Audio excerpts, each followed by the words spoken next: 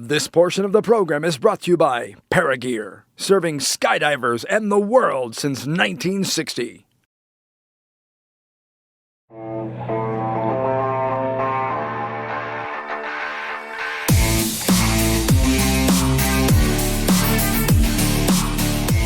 What's up, everybody? My name is Bo Reeby with Skydive TV.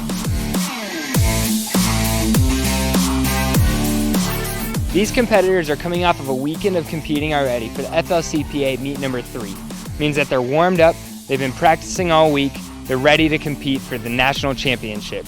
The top 8 competitors here are going to move on to represent the United States at the World Canopy Piloting Championship in Farnham, Canada, later this year in August. I'm Bo Reeby, you're watching Skydive TV, stay tuned. This is a selection year for the U.S. Canopy piloting team, so the top 8 competitors from this nationals will represent the United States as Team USA at the World Championships in Farnham, Canada. So we're looking forward to that, and so our goal is anywhere in the top 8 right now. Always want a gold medal. Gold's a pretty color, but anywhere in the top 8 is what we're shooting for. Well, you're wearing lots of gold. We got 4 competitors here. We think we're all going to make it. I like the gold. I'm here with Powell Petrowski, one of the new representatives for the pro division of the Canopy Piloting Championship. How are you feeling, Powell? Great. Are you excited about this? I'm very excited. What does it mean to you to move up from the amateur class to the pro class? Basically, it means that I'll be competing with the best canopy pilots in the world. That's right. Against Alter Ego and Nick and Kurt, and hopefully learn some stuff from these guys, and hopefully I'll place somewhere in the middle. I'm hoping for that. So is it intimidating going up against these guys, or are you just focused on yourself? I'm basically focused on myself to improve myself. I'll see where I end up at and what I need to do for next year and the year after that. Yeah. That's it. Okay, so when you move up from the amateur class to the pro class, is there a step up in the canopies? Are you flying the same canopy as you were before, or is it a totally different ballgame? I'm still flying I have basically 2 canopies, my Valkyrie 71 and my Camp Velo 75. I'll be using my Camp Velo 75 for this competition, basically because I'm comfortable with it and I know how to fly it, and I get a better performance out of it, so I'll work on that. So sometimes it's smarter to take the more conservative path and fly a less aggressive canopy if you're better on it, is that right? Correct. If you have more jumps on it and you're flying it better, use it. This portion of the program is brought to you by Fisher Space Pen, American dependability.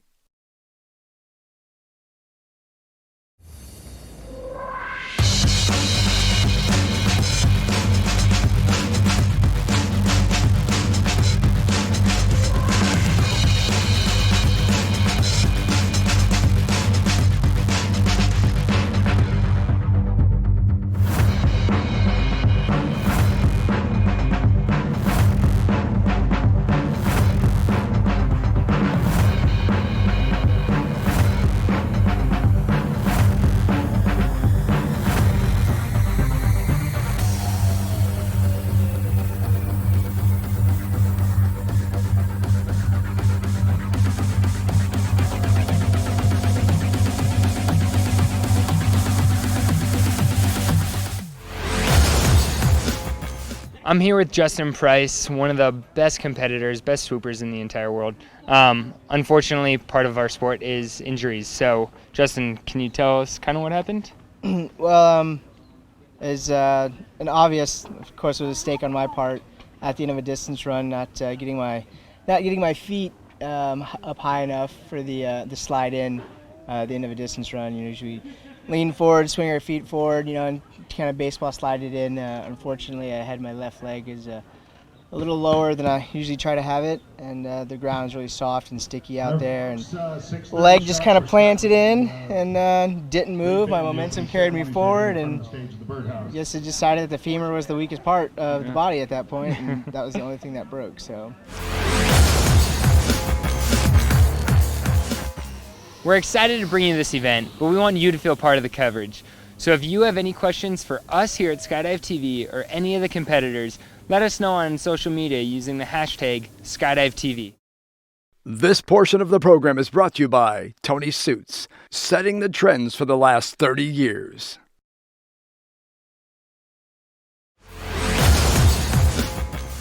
How many planes do we have on hand for this? How many judges? What's it go into setting up an event like this? Well, we got 2 Twin Otters and 2 Cessnas for backup, but for the most part, you use 1 Twin Otter to run the entire event, just dedicated to that. We've got about 10 judges online, a handful of gophers running around, and a great bunch of staff that are all helping make it happen. Okay, so Z Hills seems like quite the perfect place to have this event, huh? Well, of course, I think so, sure. Wonderful. Okay, well, hopefully the weather cooperates. Anything you want to say to the people watching this? Hey, I hope you enjoy, and come on out and see Z Hills sometime, especially if you're swoop training. We've got the place for it. A total of 55 competitors have registered for this competition. Let's see who they are.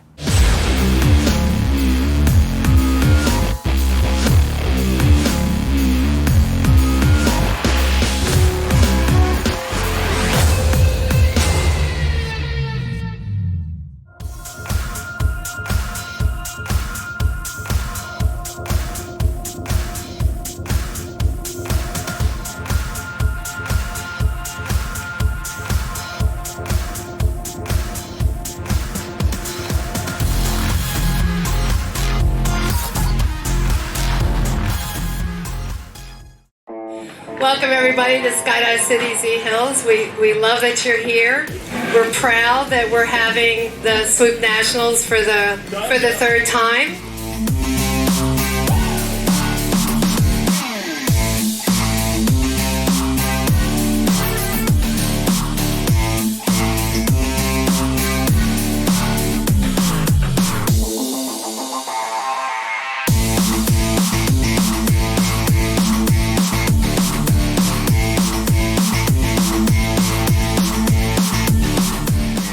Registration day is over. Tomorrow morning marks the start of the 2016 USPA National Canopy Piloting Championships. We'll see you in the morning. I'm Bo with Skydive TV. Stay tuned.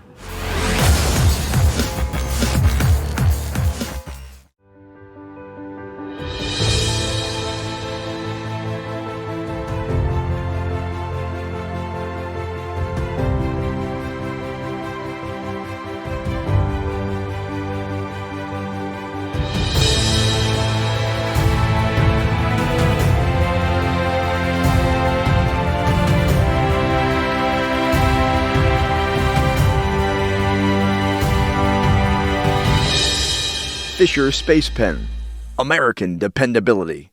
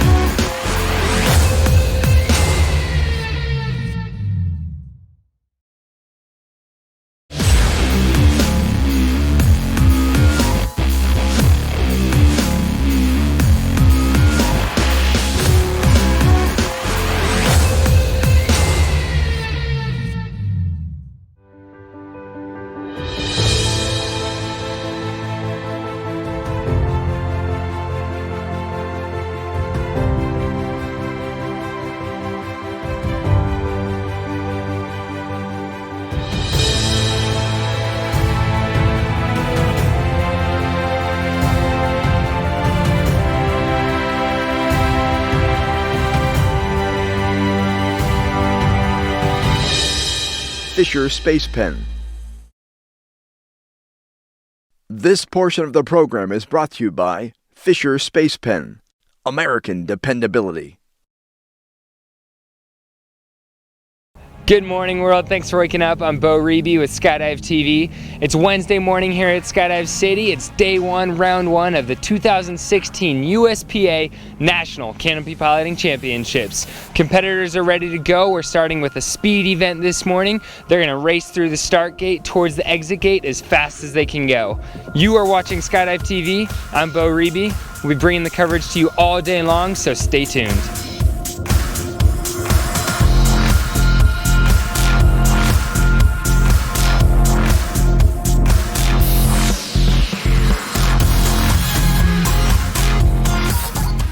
What I'm planning to do is get 3 rounds of speed done one after the other, because that the sensors are the technical side, and it's a nuisance to have to take down that course and put it back up again. So my plan is run 3 rounds of speed, and then we can look at the distance and accuracy depending on the winds. Okay, so asking for somebody that maybe doesn't know how these events work, there are 3 different disciplines, is that right? And you do how many of each discipline? There's 3 rounds of each of the 3 disciplines.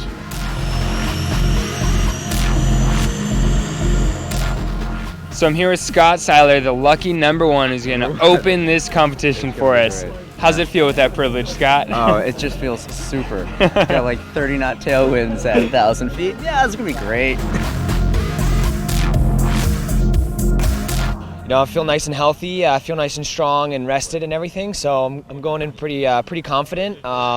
Just focused on making the U.S. team so I can go to the World Championships this year. So top 8 is what it takes. Are you shooting for gold or just focusing on top 8?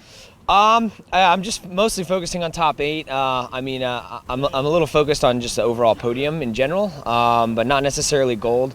I don't want to like push too hard and end up not on the U.S. team. I don't really back off. I have a lot of trouble backing off. I just get kind of excited under Canopy. Yeah. I always charge pretty hard, but it's more just about making a mistake, you know. I just try to stay relaxed, and the more you focus on trying to win, a lot of times that's when you make mistakes. So. Wise words. The Barbie doll of skydiving. How are you feeling this morning? Really good. Yep. So, correct me if I'm wrong, but you just got out of the hospital, is that right? And released yesterday? Kind of, yeah. I had a bacterial infection in my leg from a pedicure, so stay away from the nail salons, ladies. Yeah, and so it's been a week of fighting this thing and being on antibiotics. So yesterday I went back to the ER just for a final checkup to make sure I was cleared to skydive. So I'm going into the competition with 2 training jumps. So we'll see how that goes. All right, so ignoring what happened over the past week then, what are you thinking going into this? Where's your mindset? My mindset is fly the best for myself. So I'm going to go out there and just compete with myself. I've done a lot of training at this drop zone, so I feel pretty comfortable here. So pretty much my goal is just to beat my scores from the last meet.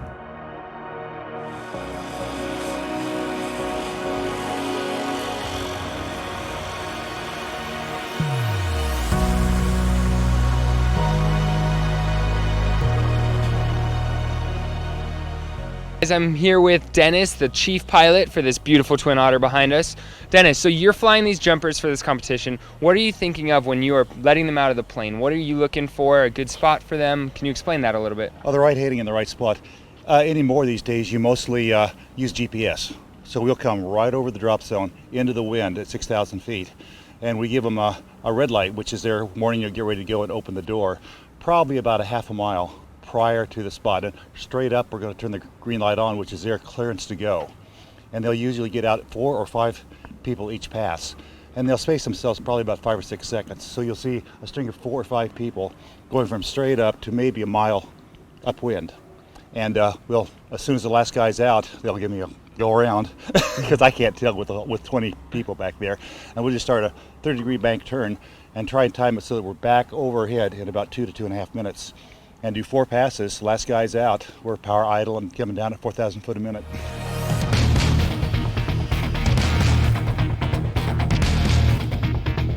Behind me is plane number 1, load 1, round 1. We're ready to go. The competitors are excited. It's a little quiet out here. Maybe some nerves in the air, but they're feeling good.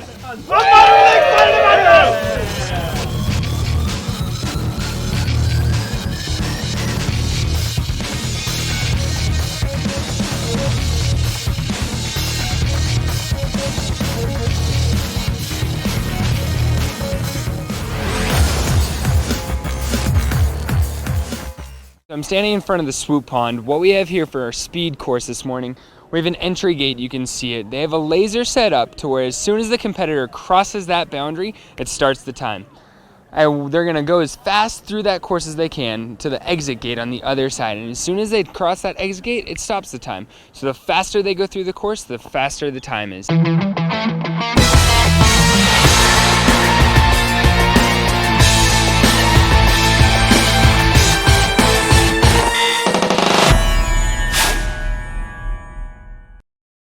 This portion of the program is brought to you by Paragear, serving skydivers and the world since 1960.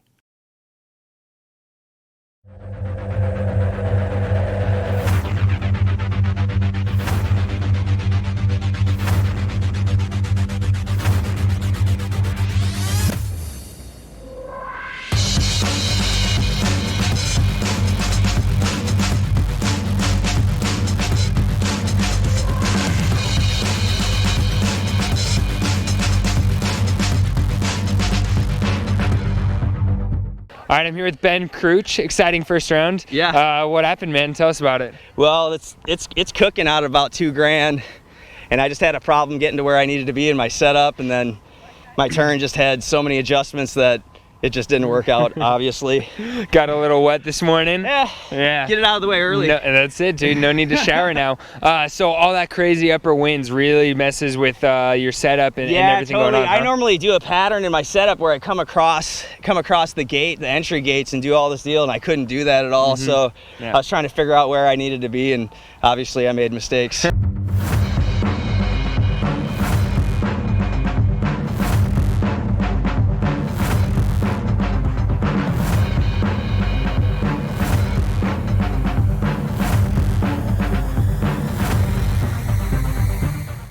All right, I'm here with Gavin Griffin. Gavin, first round jitters out of the way. Looked like you got in a little fight with that buoy. Absolutely, Bo. Thanks for asking, man. How was it? A little fast, but super awesome out there. It's finally good to get up in the air and have that switch turned on and get that competitive mode going. Right on. So you ready for round two? Oh, so ready, man. Awesome, dude. Asking. Good luck. Crush it, buddy. Thank you, bro. Appreciate it. Yeah. Skydive TV. Woo.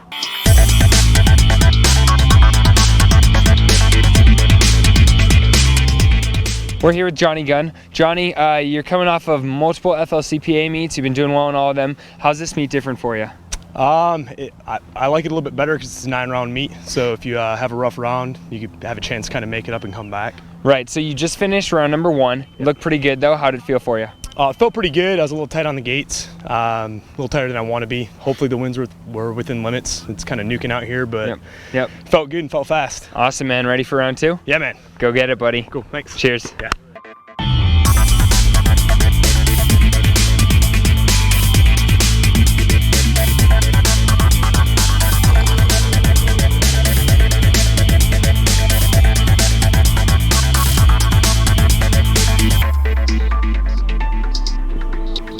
Here with the one and only Logan Donovan. Logan, how was your first round? It was good. I think I got a score. The wind conditions right now are really tricky. It's a really, really strong downwind on setup, so I think everybody's just trying to figure out how deep they should set up. Would make the course, but you don't want to be too deep and get a 0 and not be able to make it out. So we've seen some people go in the water, and we've also seen some people have smoking runs, so I think that's going to be a big factor, is that there's a lot of 0s in this round. Yeah, but you scored. You did well, it looked like. You ready for round 2? Yeah, ready for round 2. Hopefully the winds cooperate and we get to keep jumping. So yeah. So one question. So being a female in this competition, how does that factor into you, into what you do, into your setup, anything like that? No, I don't think it really changes how I'm jumping. Cool. Maybe it affects my mental state a little bit. I don't have quite as much of the, just like go for it attitude as my teammates do. But I think it just gives me a different perspective, and I'm just very analytical about how I approach each run and try and figure out as much as I can from watching everybody else, and awesome. Go up and jump. So that's the secret to how girls do it, huh? You just approach it differently. Approach it differently and wear a lot of weight.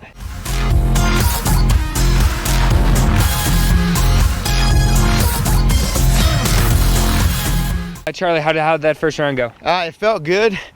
It was fast for sure, a little bit bumpy, but hopefully I got a score on it. I think I didn't invert the gate, so.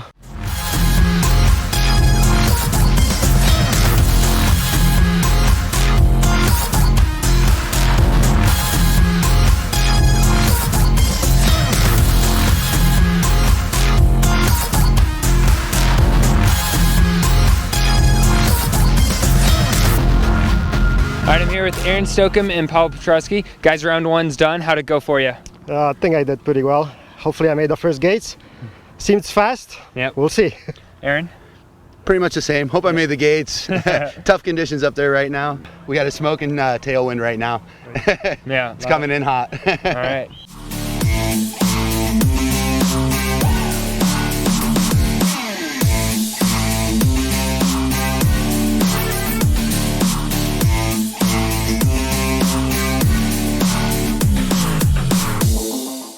Here with Matteo Gattini. Matteo, how was that first round? Pretty good. It was a little challenging conditions, but I think I scored, so. What about the conditions makes it so tough? There's just a really strong wind out of the east, so the setup's really hard.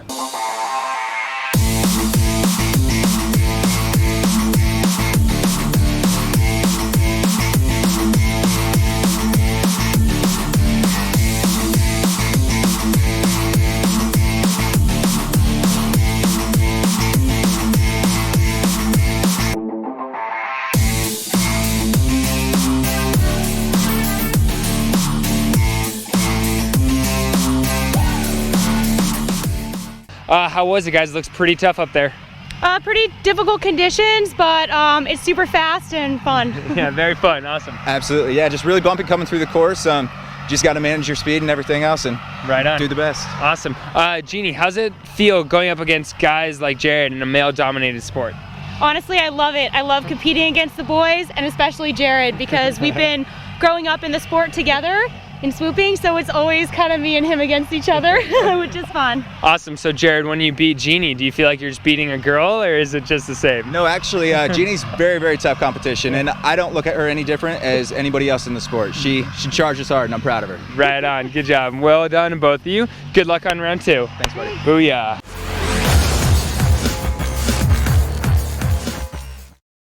This portion of the program is brought to you by Tony Suits, setting the trends for the last 30 years.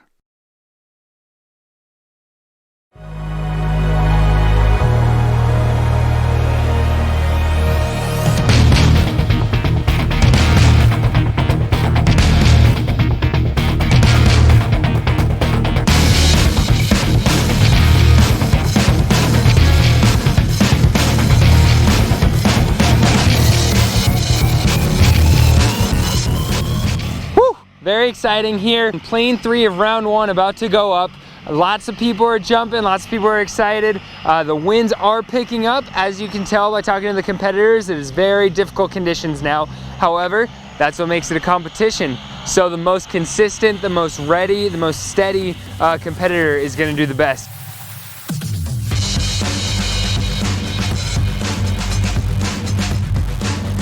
We got Joe Abel in here. Joe, round 1 is done for you. How'd it go? Well, it's pretty windy today if you can't tell, and the uppers are cruising about 30 knots at 1,000 feet, so I played it a little bit on the safe side and set up a little back, so I think I can bring it a little closer on the next one and attack a little bit harder. Okay. But you're going to see some fast times today by the top guys. It's going to be fun to watch. All right, so we'll see you in the top, right? I hope so.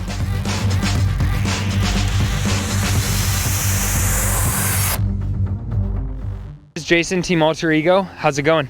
Pretty good.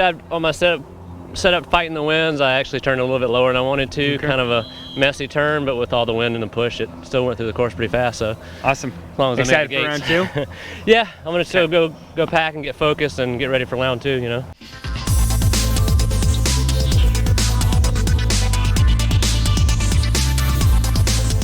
Gage Gailey. Gage, how did round 1 go? It was all right. The upper winds are obviously forecast to be super fast today, so I was thinking twice about my setup and everything, but I think I executed decently.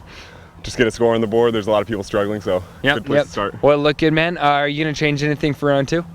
Hopefully get my hair flowing, fluff it, feather a little better for the next round, get a little speed through the course.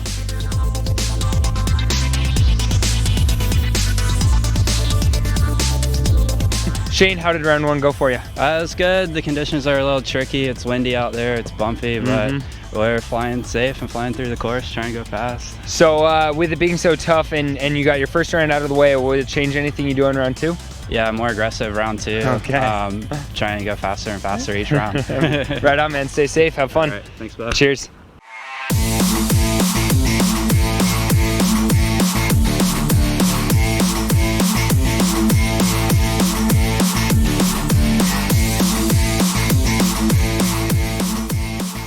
Hey, I'm here with Albert Birchtold. Albert, how was round 1?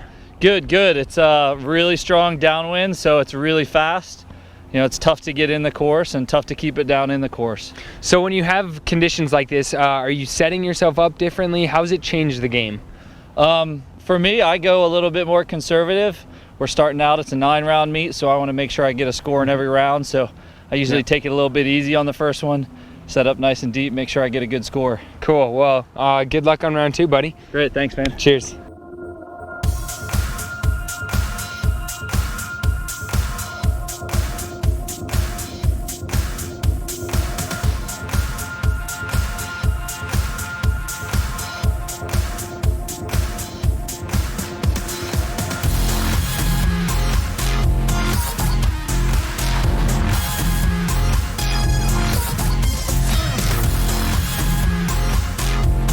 So we finished round 1, all the competitors went, but we are now on a weather hold here. The winds have picked up quite a bit. It's very, very gusty and breezy out here. So to play it safe, they're gonna just keep everyone on the ground for a little bit. Hopefully the winds calm down and we can start competing again.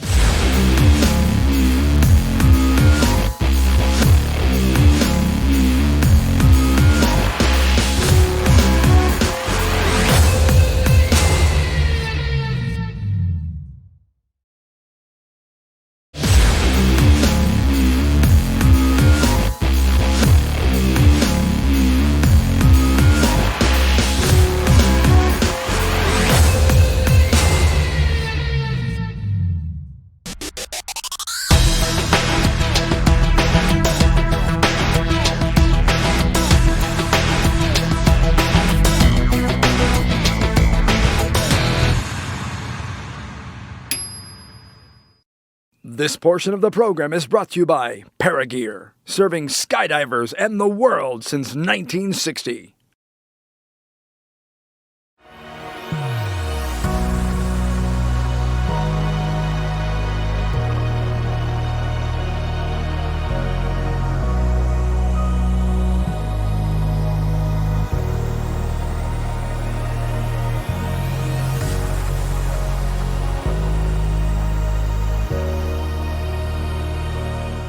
Buzz, can you tell us what's going on with the winds right now and how it's affecting the competitors and moving forward? Well, we have the hard rule that for open, the limit's 7 meters a second, and for the advanced, it's 5 meters a second.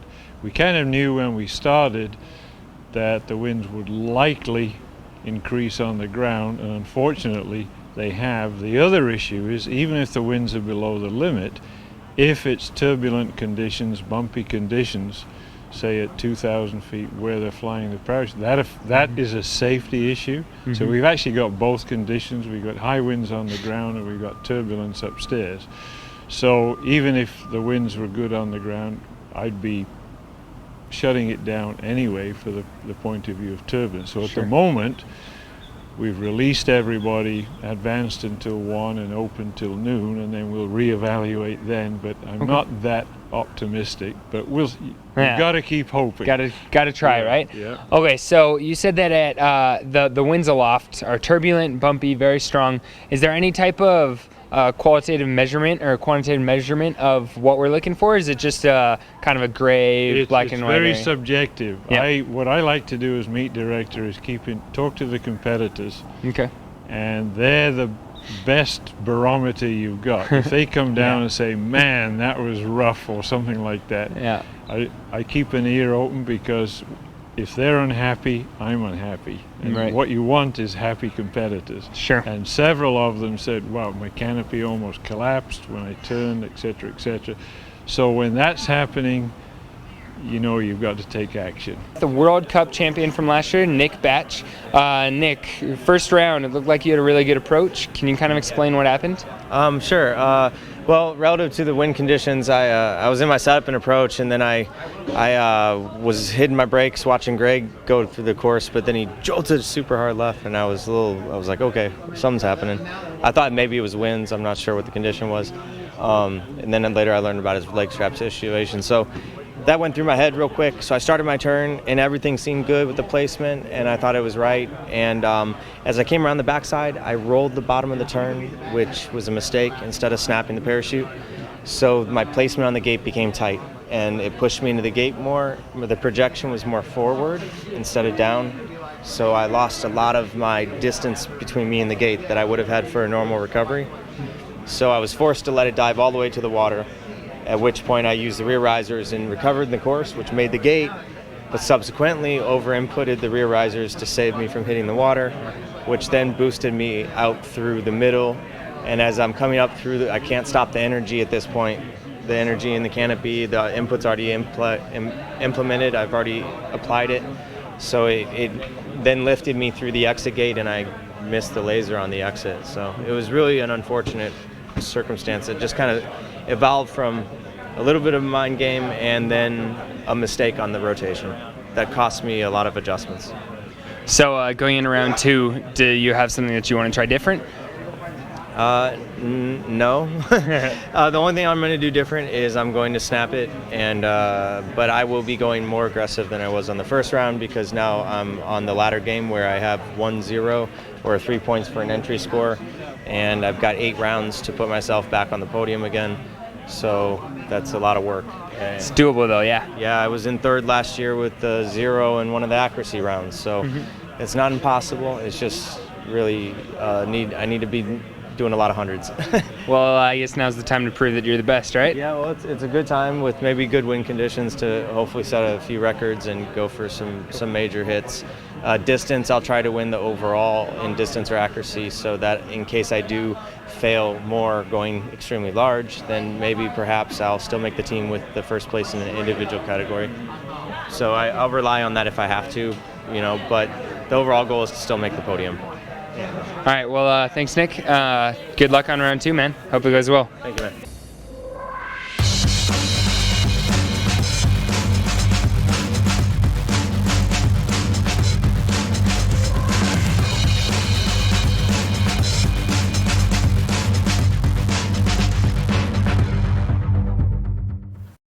This portion of the program is brought to you by Fisher Space Pen, American dependability. Greg, on your first round, it looked like you had kind of a unique run. Can you explain a bit what happened? Pretty much fear, fear, and a little bit of fear, and then more fear. More of that. You're really scared of that water down there, huh? Yeah. No, I actually had a great turn. I actually had a personal best. I hooked up my fly sight, took my turn. I actually had a personal best as far as my speed in my dive. Okay. My finish point was perfect. Everything looked absolutely wonderful. And then right when I finished the turn to head at the gates, everything was lined up perfect. And there was a little bit of shake in the canopy, and I felt a popping sensation. Luckily, I had my hands on my rear risers, and the canopy just kind of took off to the left. And so I pulled it straight and landed out about 90 degrees off the course. I couldn't figure out what it was. When I landed, I started to let it begin to flare, and it started taking off again, so I pulled back. But whenever I landed, I looked at I looked down, and my leg strap had actually slipped in my recovery arc. So the thing is, the G-forces we're actually experiencing in our turn is greater than opening shock. You're looking at 2.5, 3 G-forces in the opening shock alone at terminal, and now what we're experiencing is a lot higher. You're looking at between 95, 96, 97 miles an hour vertical speed in the recovery arc when you finish that turn and snap it and starts diving. So any type of turbulence or anything is obviously going to upset the canopy, but it played a pretty big role in the leg strap slipping. So that's what happened. So your leg strap, one side loosened up, which kind of untensions the side of the canopy. Is that right? Or, yeah. So then the parachute wants to turn a certain way. Yeah, the parachute will take off. Whichever side's loosened, obviously, it'll take off the other way. Luckily for me, there's 2 different trains of thought. One is you could actually ask for a rejump based off equipment issues. I didn't have to do that, which is good, because if I were to ask for a rejump based off equipment issues, Then later on, if I were to have a malfunction, you can only get one re-jump off equipment issues. Yep. And so luckily for me, when I came back, they said the winds were over limits. They popped to about 7.9 or 8.2, so luckily for me, I got a re-jump because of winds and not equipment. Okay, so you still have that in your pocket if you need to. So I still have a cutaway coming up later on. Exactly. Okay, well, you feel ready for round 2 then? Equipment's all checked, it's good to go? And equipment's good to go. I actually forecasted that round. I'm pretty good about judging time and conditions and things like this. With the cool air this morning and the conditions and the direction I'm heading, I fully expected a world record to be set that first round. Yeah. Unfortunately, with the heat rising, getting a little bit warmer, the air's getting a little thicker and the times are going to be a little bit slower. And the winds are actually shifting to a little bit of a quartering wind, which we don't want from the exit. So I think the times are actually going to slow down considerably. Okay. But I was looking at about a 1.98. Hopefully a run on that one. And that would have been a world record, is that right? Yeah, there's several people. There's about 5 or 6 people here that could have done it, and I was looking for one of those to do it. Hopefully it was going to be me, but if not, I was looking for somebody else to do it. You got to share the love when it comes to world records. That's it, man. The winds have calmed down enough to allow 3 of our jumpers to get a re-jump from the first round. It's Gage Gailey, Adam Teeling, and Greg Windmiller. Let's watch them come in now.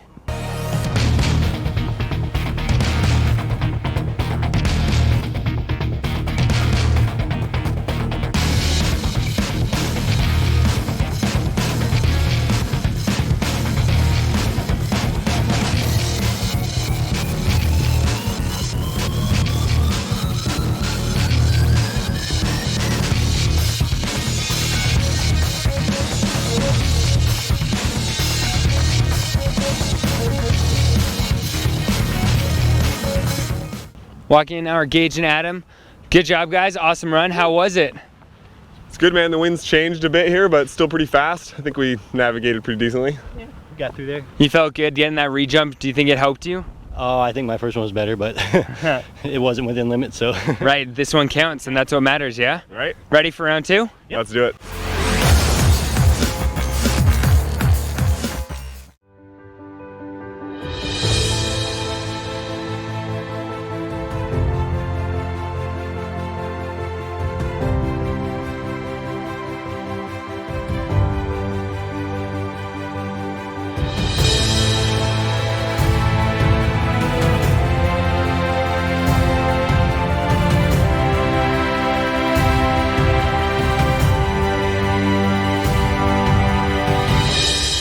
Fisher Space Pen. American dependability. Fortunately, the winds have dropped below 7 meters per second, so our pro competitors can continue charging into their second round. The clouds are at 6,000 feet now, so they're dropping their exit altitude down to 5,000 feet. This shouldn't stop anything. Let's watch them go.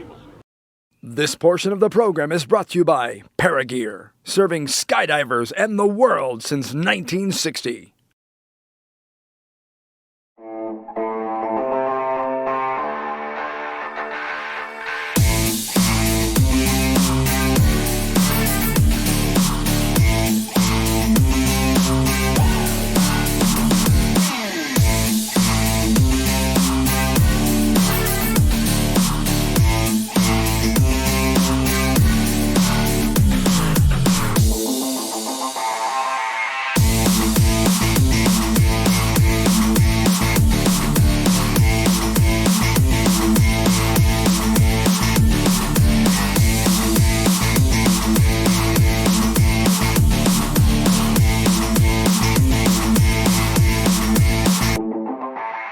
All right, I'm here with Travis Mills, part of the Flight 1 team. Travis, how was that jump? Wasn't too bad, man. I mean, it's a little choppy in the turn. Winds are kind of dying off, so actually wasn't bad for the conditions changing like it did. So it's changed a lot since this morning, huh? It has, drastically. Upper winds have died off and a little bit easier to manage, but messes with your setup for sure.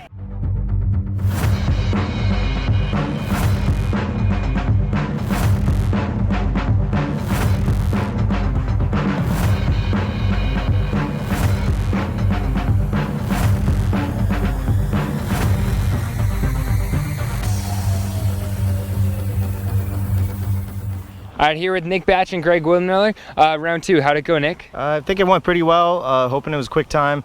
I'm pretty sure I made the entry. A lot happened quick, so I'm not sure what happened. Well, it looked good. But I think it was clean, so I'm happy about that, and it's nice to get a score on the board. Yeah. Greg, has the new conditions changing, does that help it, make it more difficult? What do you think? A lot more difficult. The times are going to be a little bit slower because the heat's picking up, the deer is warming up.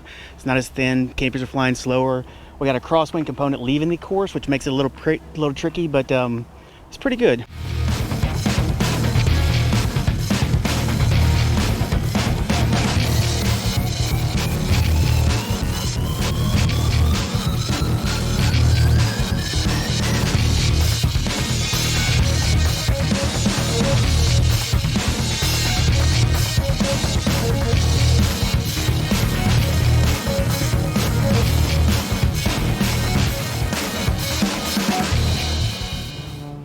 All right, we got the boys in blue over here. How was it, guys? How was round 3 for everyone, Ian? The winds definitely changed a little bit and didn't hit it quite as strong as the last round, but it's a good score, so we'll move on to the next one. Tommy, did this changing of the winds affect how you set up? Anything in your performance? Yeah, compared to the last jump, on this one I set up a little bit tighter, trying to get more of the recovery through the entry gate versus being planed out way back before it. So I definitely, with the more crosswind, I took advantage of it and tried to set up a little tighter.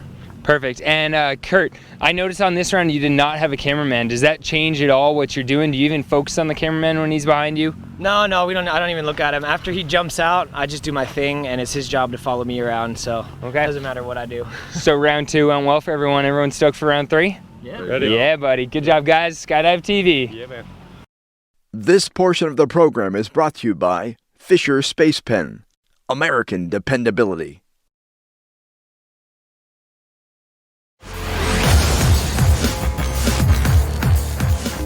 Hey, it's Wednesday afternoon here at Skydive City. The winds are finally coming down to below 5 meters per second. You know what that means? The advanced can continue to compete. So we're going on to round 2 for our advanced competitors coming through the speed course. Let's watch them come.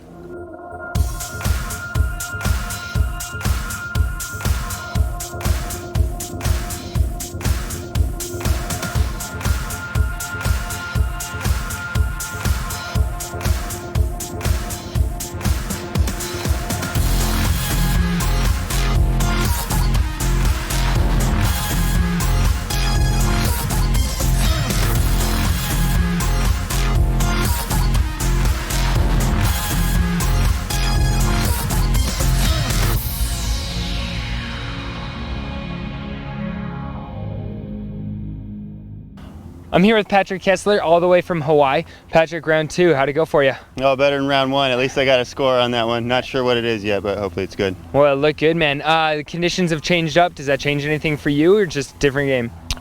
Still perfecting that turn, so setup point was about the same as the last one. It comes in with quite a bit of power, so.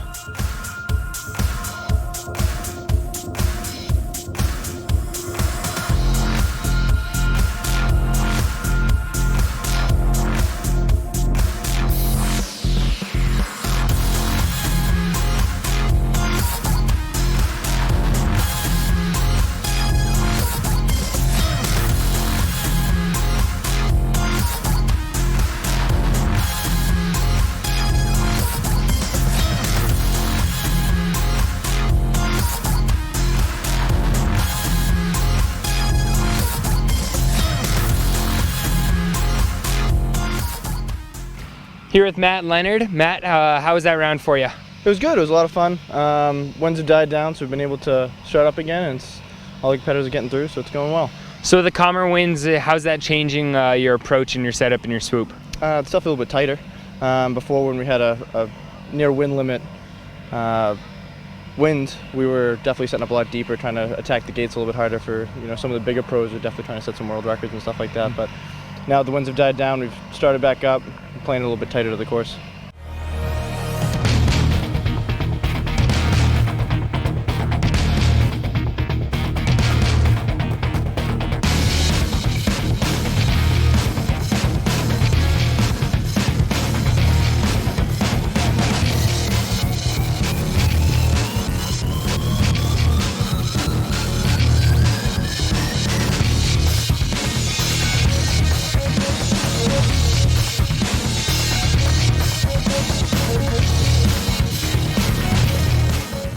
Kurt, that was the end of the speed discipline, round 3. How are you feeling after that?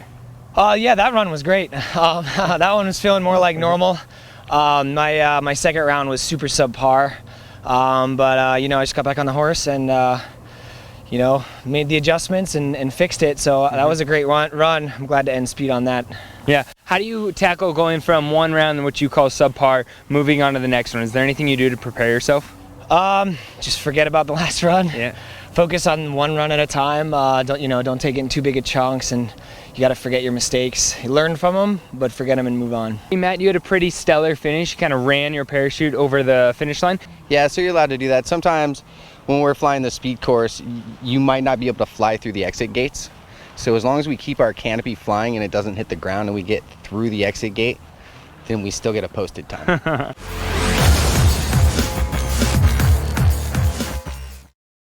This portion of the program is brought to you by Tony Suits, setting the trends for the last 30 years.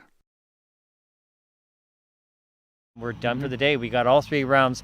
If you ask the judges, they'll tell you if they can get speed in the can and put all those complicated timers and gauges and tag viewer and put that in a box and then just go with zone accuracy and distance, they're happy. And that's the way it's going to end today. So all in all, yeah, great finish.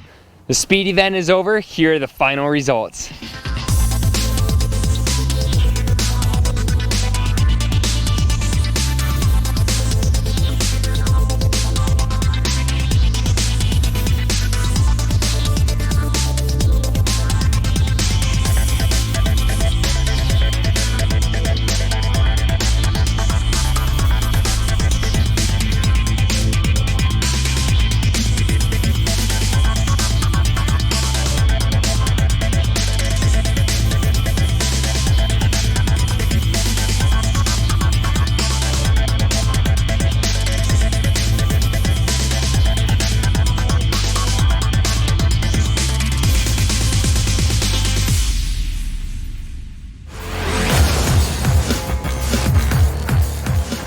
Tommy Delbeck, Tommy, you finished first in the speed event. What does that mean moving on to this world championship?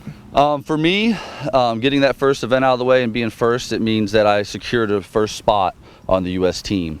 A few years ago, we put a rule into effect to help competitors in case they did get a 0, because we have such good top competitors and we're all pushing so hard.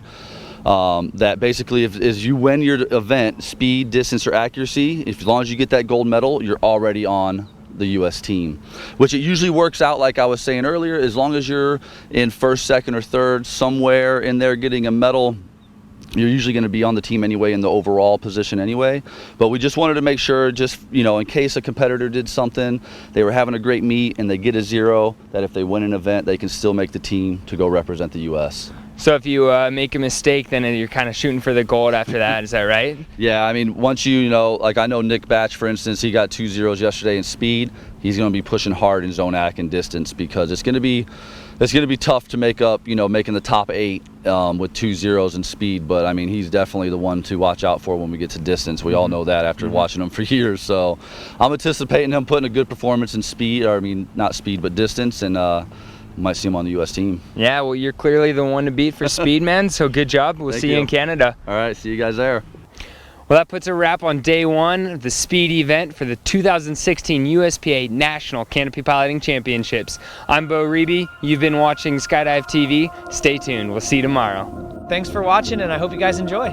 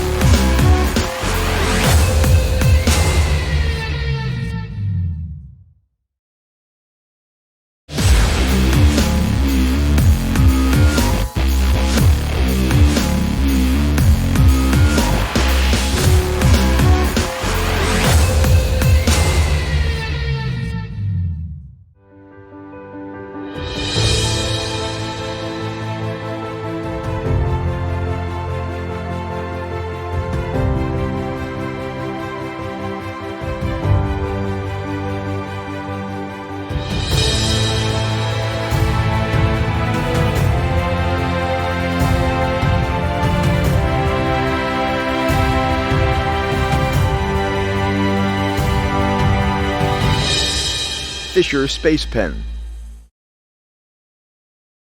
This portion of the program is brought to you by Fisher Space Pen, American dependability.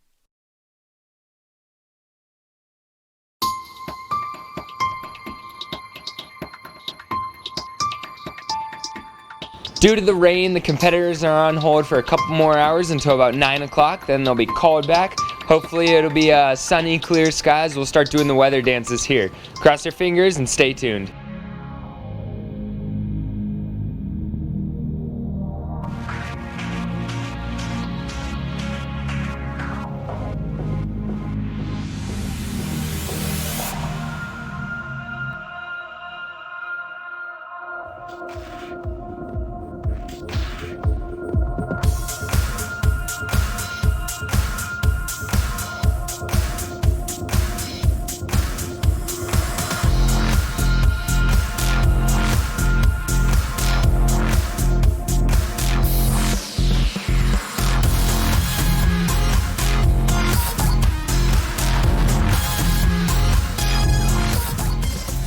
Weather broke and we've got absolutely calm winds, so I'm taking advantage of the fact that we've got really low winds to start with the zone accuracy, which we have to be below 5 meters a second for everybody.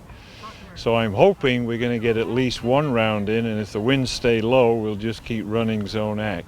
Mode 1 is going up behind us. It's round 1 of the zone accuracy for our advanced competitors. The sun has come out. It's going to be a beautiful day here in Skydive City. It's your 2016 USPA National Canopy Piloting Championships.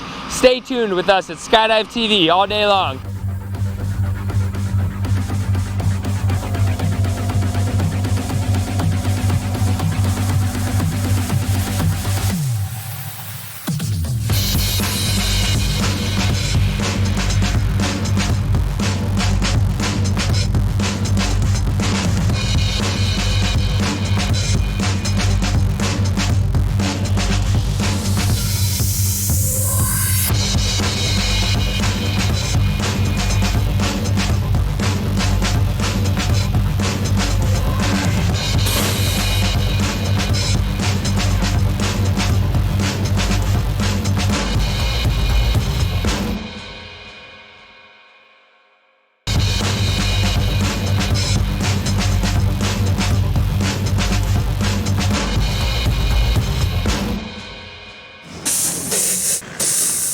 So I want to explain a little bit how this zone accuracy event works. Behind me you can see there's a couple buoys in the pond over there. The competitors pick up points by dragging their toe or a foot through the pond, through those imaginary buoy lines. Once they get to this gravel pit here, they have to stand up or sit down in a certain zone. They get more points for landing closer to the center target, less points for landing away from the target. Also, by standing up, they pick up an additional 10 points, and by sitting down or falling over, they lose 10 points. So it all depends on where they land, how many buoys they drag through, and if they stand up or sit down. Hope you're enjoying this day. You're watching Skydive TV. I'm Bo.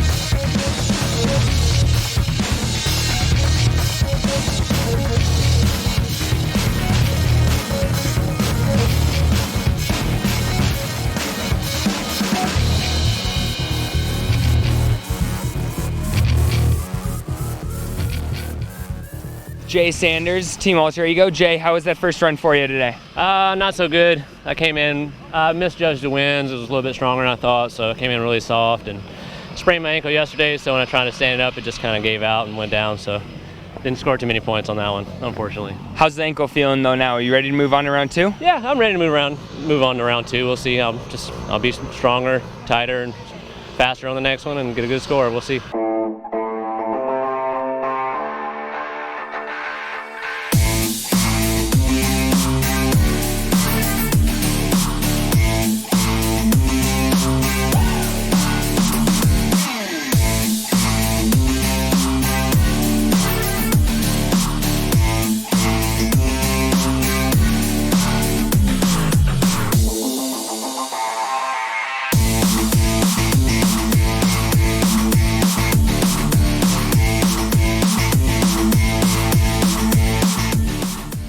All right, I'm here with Tommy Delbach, Nick Batch, and Kurt Bartholomew.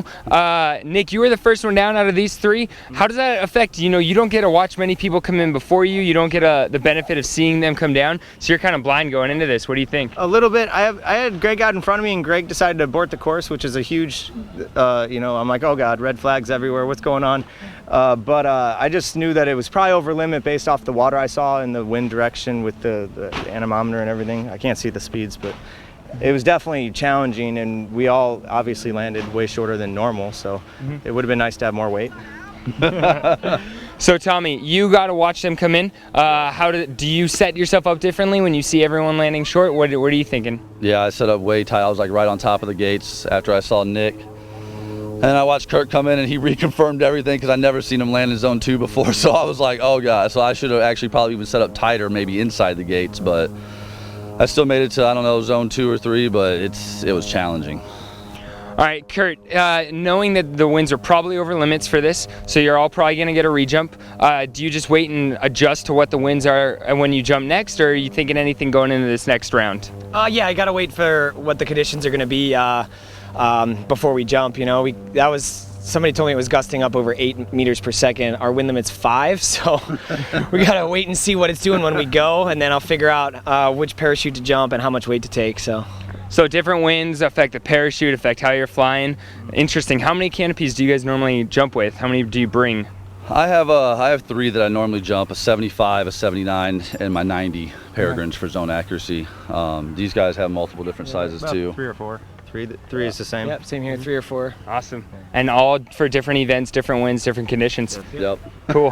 Thanks for chatting. Here with Tommy Delbach, Nick Batch, and Kurt Bartholomew. Thanks, guys. Good luck. No problem. Thank you.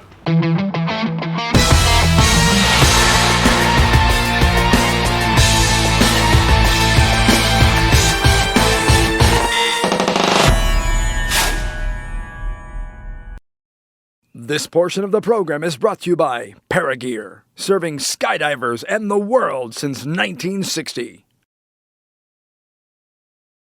I'm here with Ricky Nelson. Ricky had a pretty gnarly first run. Tell us what happened, Ricky. Well, I was first zone AC run, came in a little bit tight, tried to attack and drag the first water gate. 1 foot down, 2nd foot hit, and we went off to the races. Did a nice little flip back into the water, and that was it. Makes you pretty glad that there's water there, huh? Yep, really glad there's water. That lets you be aggressive. If I was less aggressive, I could have probably drugged 3 or 4 and come out okay, but I was attacking gate 1. I feel totally fine right now. Just have to get my mindset to be less aggressive and deeper.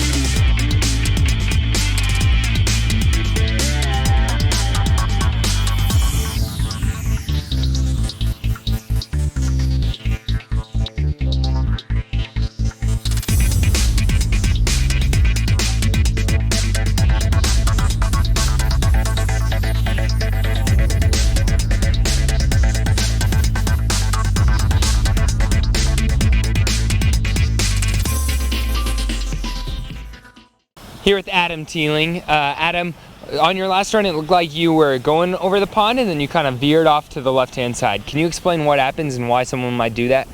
Yeah, the wind's picked up a lot since the time I got on the plane. Misjudged my approach, came out of my turn, hit a wall of turbulence and wind, and probably should have went for it, but I was pretty positive that if I did, I would have been swimming, and I got to finish out this comp. Didn't really feel like being wet, so decided to bail. Regret my decision and a few decisions prior to that, but so it goes in competition. Try to put it behind me and get going with the rest of this. And so you did it to avoid possibly landing in the water, is that right? It looked like a surefire swim out of the ponds based on the turbulence and the wind that I was hitting, and kind of chickened out.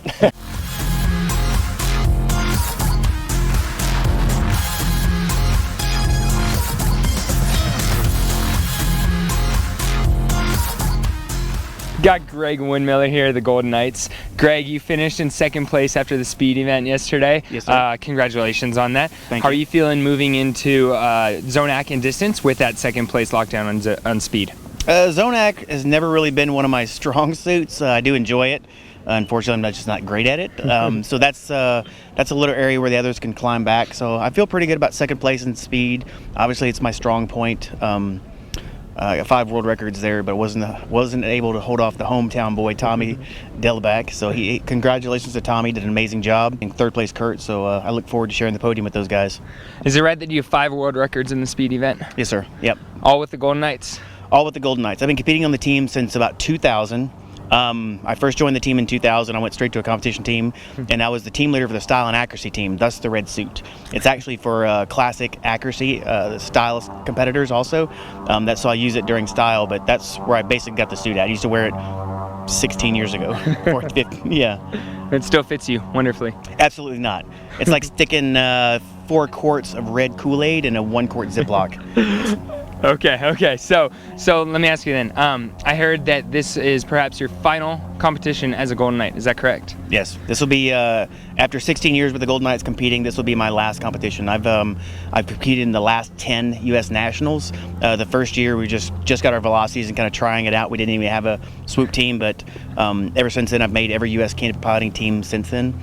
So I hope to make another CP team, and this will be my last competition as a Golden Knight formally. Well, congratulations. Thank you very much for all those years of hard work and dedication. You've probably seen the sport change a lot.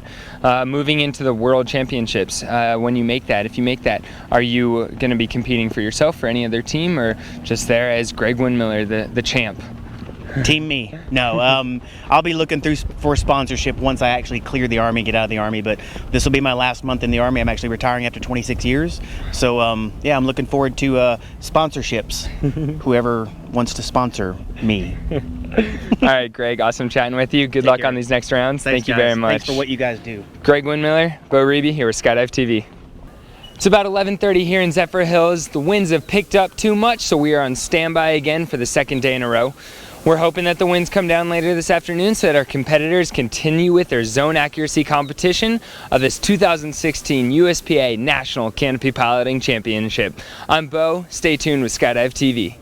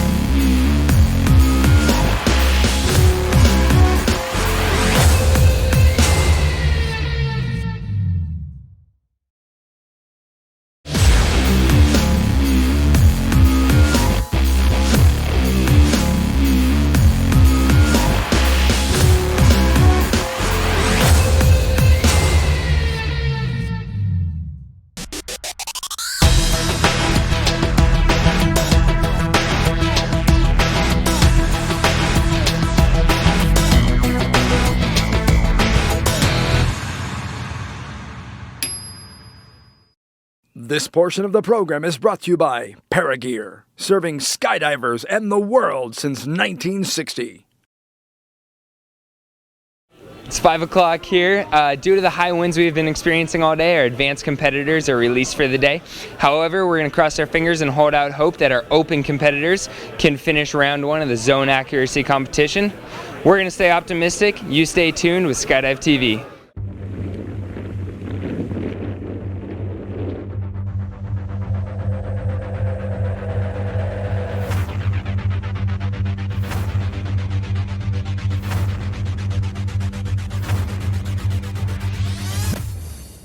I'm here with Petey Rewa. Petey, you are from New Zealand. You're the resident Kiwi. Yeah, Aotearoa. How's that feel being here in the U.S., being from another country, representing your country here at this competition? First time in Florida, but home away from home. Technically an American Māori. Technically, legally. So first time in Florida though, so it's a lot of fun being here amongst all my friends, basically hanging out, just trying to have fun on the water, really. Yeah. How's the competition going for you so far? Oh, bro, it's mean. No, it's mean as.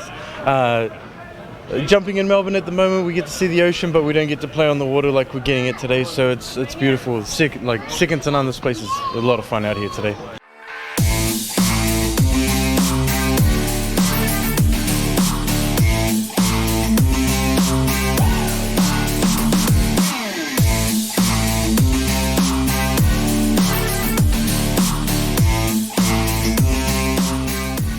We got Gage Gailey here. Gage is tied for first after this first round of the zone accuracy. Gage, how did this first round go for you? Tell me about it. It went really well. The winds were pretty strong, and I feel like I nailed it. So I was really hoping that the guys that are getting rejumps got zeros instead, but it didn't quite work out like that. So hopefully they'll get back up and get some kind of score, at least so the round will count.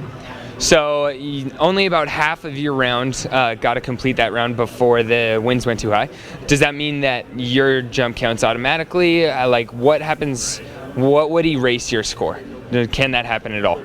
My score is going to stand for sure, but somebody can beat it now. If the winds come back below the limit, they can beat it, and I won't have the highest score of the round. So that's what would happen. And if the winds don't come down and this round doesn't happen, does your score still count? Are you still tied for first, even though those other people didn't jump? If the round doesn't finish, it'll get completely thrown out. But chances are, even if we don't finish it today, we can try to finish it in the morning. You scored awesome this morning. How does this long break, waiting around all day and possibly even tonight, affect your mood or affect your mindset going into the next round of Zonac? We've all been sitting around all day for a couple of days, and the guys that have been doing this for a couple of years were pretty used to it. But yeah, it's brutal. Yeah. So. Yeah, you just got to keep pushing forward, right? Yep, sitting around the drop zone all day. Awesome. What is your favorite event? Do you have one? I think it's speed, but I didn't do very well in it, so I might be changing my mind about that. So it's whatever you're competing right now, yeah? Yeah, I prefer accuracy too. Distance is my least favorite, so we'll see if we go to distance, hopefully I can do well in that as well.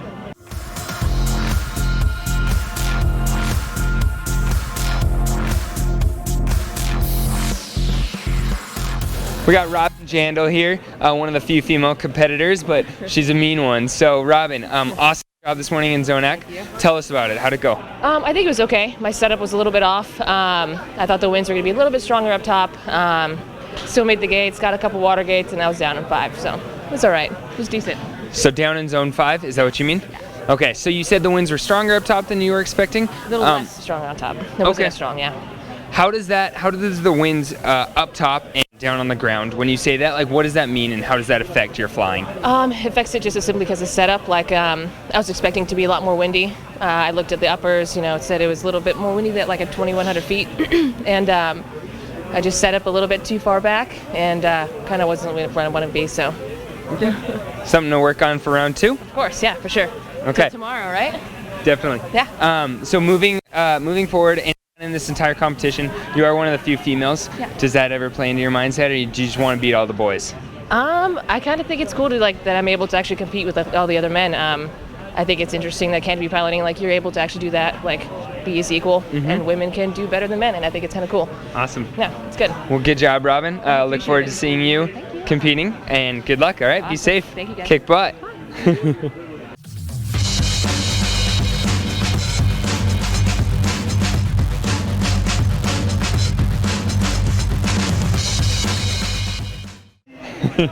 I'm here with the perfect Jeannie Bartholomew. Jeannie, you looked like you did awesome today. You're tied for first after this first round of Zonac. How are you feeling about that? Pretty good, yeah. I felt really smooth coming across the water and popping it up. So yeah, it was an awesome run. How many gates did you get, and what zone did you land in? So I got all 4 water gates, and I stood up in zone 6. Okay, good job. So after dragging those 4 water gates, how do you get the parachute to pop up like that and then land perfectly in zone 6 standing up like you did? So in accuracy, it's all about managing your speed. What I do is I come up off the water, make sure I kick my heels back, pop it straight up, lean forward a little bit in my chest strap to basically gauge which zone I'm going to land in, and then shut it down in the zone that I want. Awesome. It sounds like it requires a lot of skill and a lot of practice to be able to do something like that. Yeah, it's pretty tough, and the conditions this morning were pretty tough too. We had a lot of high upper winds as well, so having the perfect setup is key. Yeah. Cornelia, what's it like traveling all the way almost across the world, competing on foreign soil? How's that? Well, it's a very big competition, and The U.S. competitors are the one of the best in the world. So, I mean, Kurt Bartholomew is the world champion. So I just came here to kind of like measure against them to see before Canada how I'm standing and to try to win. So you're looking forward to the World Championships in August in Canada? Yes. And are you, when you go there, you're going to be representing Skydive Dubai, is that correct? Yes, United Arab Emirates. Okay, wonderful. How is it going up against guys like Kurt and Nick and some of the best as a female? Do you ever feel like you're at a disadvantage at all? No, I don't think. Unless you think you can do less than a man, then maybe it might be an issue. But no, it's like this type of sport. It's not like lifting weights. It's swooping, it's skydiving, so it's the same for women and men.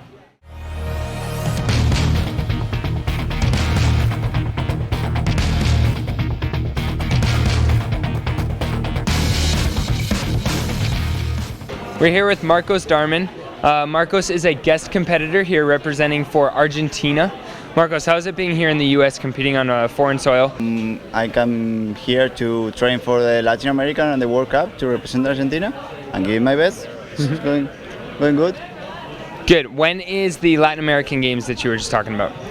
It will be in Boituva in Brazil in the 23rd of May.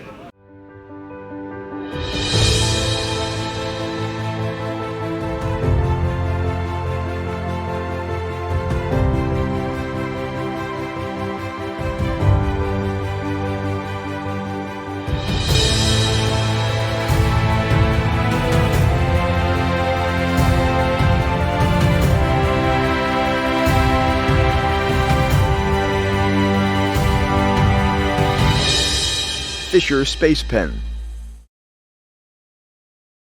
This portion of the program is brought to you by Fisher Space Pen, American dependability.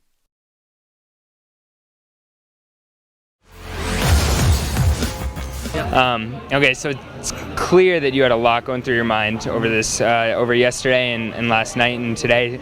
Does that distract you at all moving into these next events? You got to complete one round, is that correct, this morning? Yeah, well, it was a hard night because for me, like let's say 3 or 4 years ago, I scored 2 zeros in nationals. I still placed the U.S. team because most of my other scores would be hundreds or 98s pluses. So the scoring percentage of people zeroing versus I would still make the team with 2 zeros. Nowadays, the skill set's so high with the competitors that it's actually something that I know is almost unachievable because that means a 700 base score for the 8th place position. That's not something that is happening a lot in these competitions. You know, it's the 750s to up to the 800 range for that place. So I already know with the 1-0 I had in the first round, I could charge and still, even as last year, I placed a 0 and got 3rd overall in the U.S. Nationals. So it can happen, right? But not with the skill sets that people have now. And I was gunning for that podium still, but then after the last round, I kind of lost it. I was like, wow, almost, you know, the funny, you got to laugh at it for a moment because it's so not good. So I was laughing and I was having my good times, but a lot of thoughts last night, a lot of pondering, a lot of thinking about the performance for today and the rest of my outlook on the competition. And to be honest, guys, like I have no other choice than to go 110% in every round, pushing as hard as I possibly can, because I have to place first in a discipline of accuracy or distance in order to place the U.S. team now. If I don't place the U.S. team, this will be the first time in my career since I started in 06 that I haven't placed the U.S. team. So it's a really big mental block for me. And the hardest part for me about that was that I'm trying, as you already know, I'm planning into my retirement from the sport in the next few years, and not making the team to retire onto the U.S. for the Worlds was not the way that I wanted to end my career. And now I'll have to, if that happens, I'm going to do everything I can not to have it happen.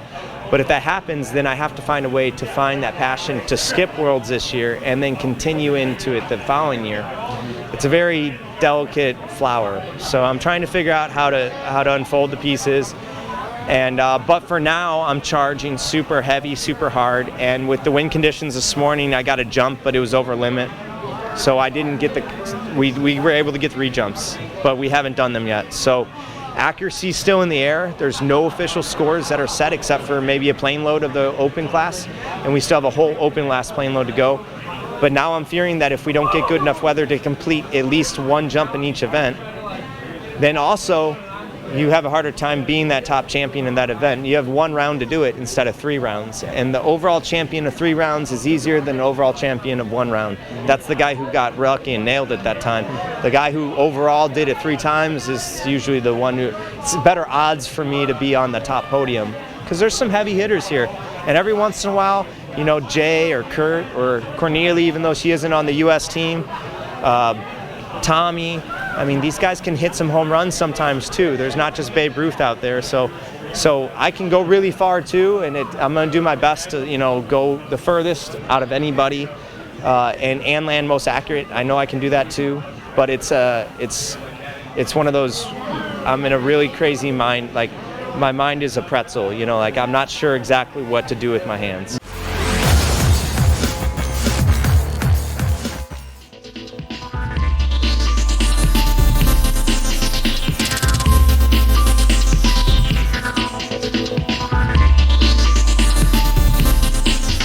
All right, awesome news. The winds have died down enough right here in the evening for us to be able to compete with our open competitors. They're about to board the plane for round 1 of their zone accuracy competition. Here they go. This is super exciting. Everyone's pumped up. I'm feeling it. I hope you're feeling it. Let's watch them go.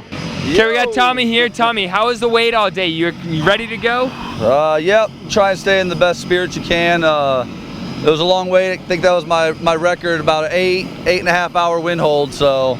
But at the end of the day, we get to go, so that's all that matters. Yeah, I'm ready to go. We're just going to squeak this last one in before the end of the day and call it a round. It's really hard to get back into the mode, you know, and get out here and compete, but looks like the winds have dropped off enough, and we're excited to get the round done.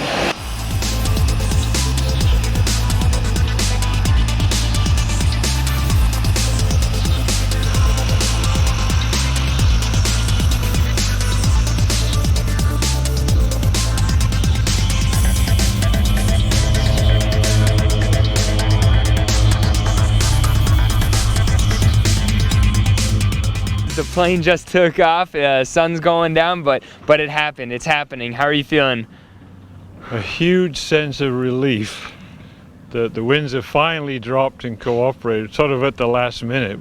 My real sense of feeling is that these guys have been hanging around, you know, because I asked them to for what, the better part of 8-9 hours. They have not one of them have complained.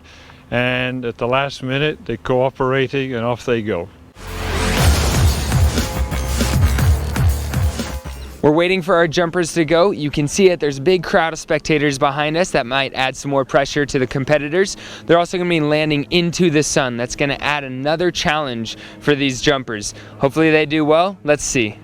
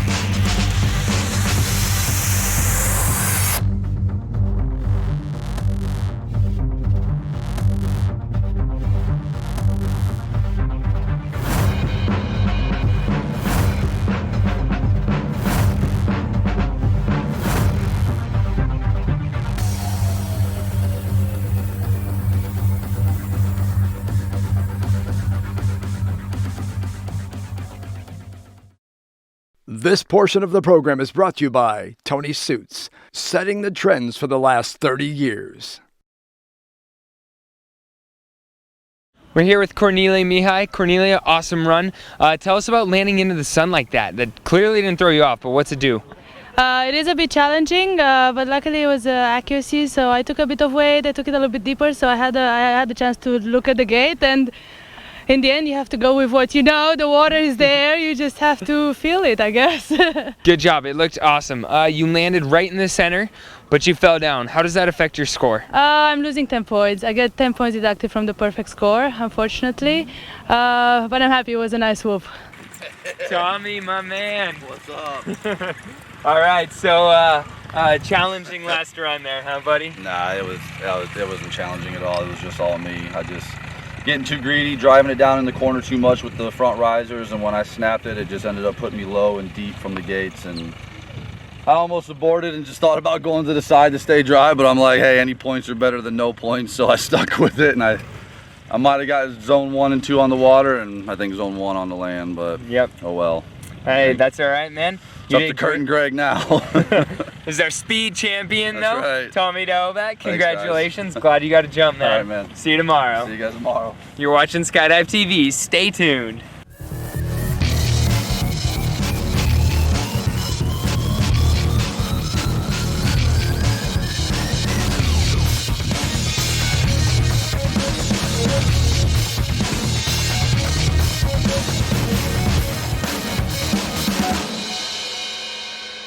Well, there you have it. We're fortunately able to finish up this round 1 of the zone accuracy competition at the 2016 USPA National Canopy Piloting Championships. All the competitors are down for the day. It's time to go drink some beer. I hope you enjoyed watching. I'm Bo Reeby. You're watching Skydive TV. Stay tuned.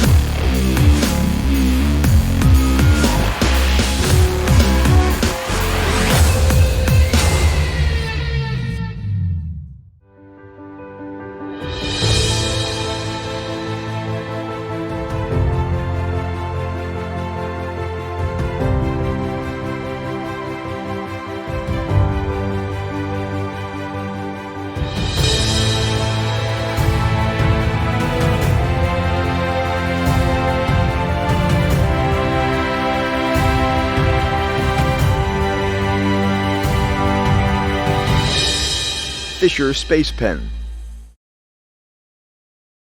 This portion of the program is brought to you by Fisher Space Pen, American dependability.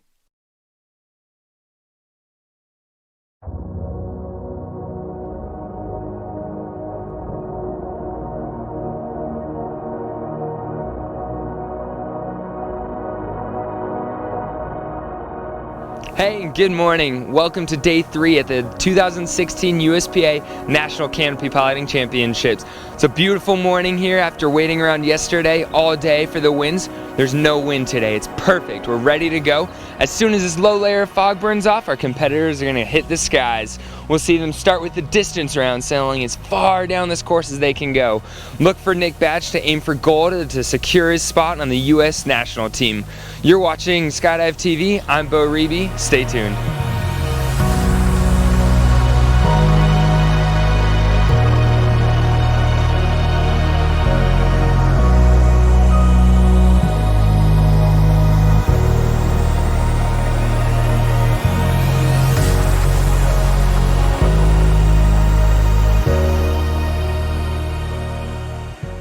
We're going to do the first round of distance because we need to get 3 valid events and 1 round is a valid event. So my priority is getting 1 round of distance.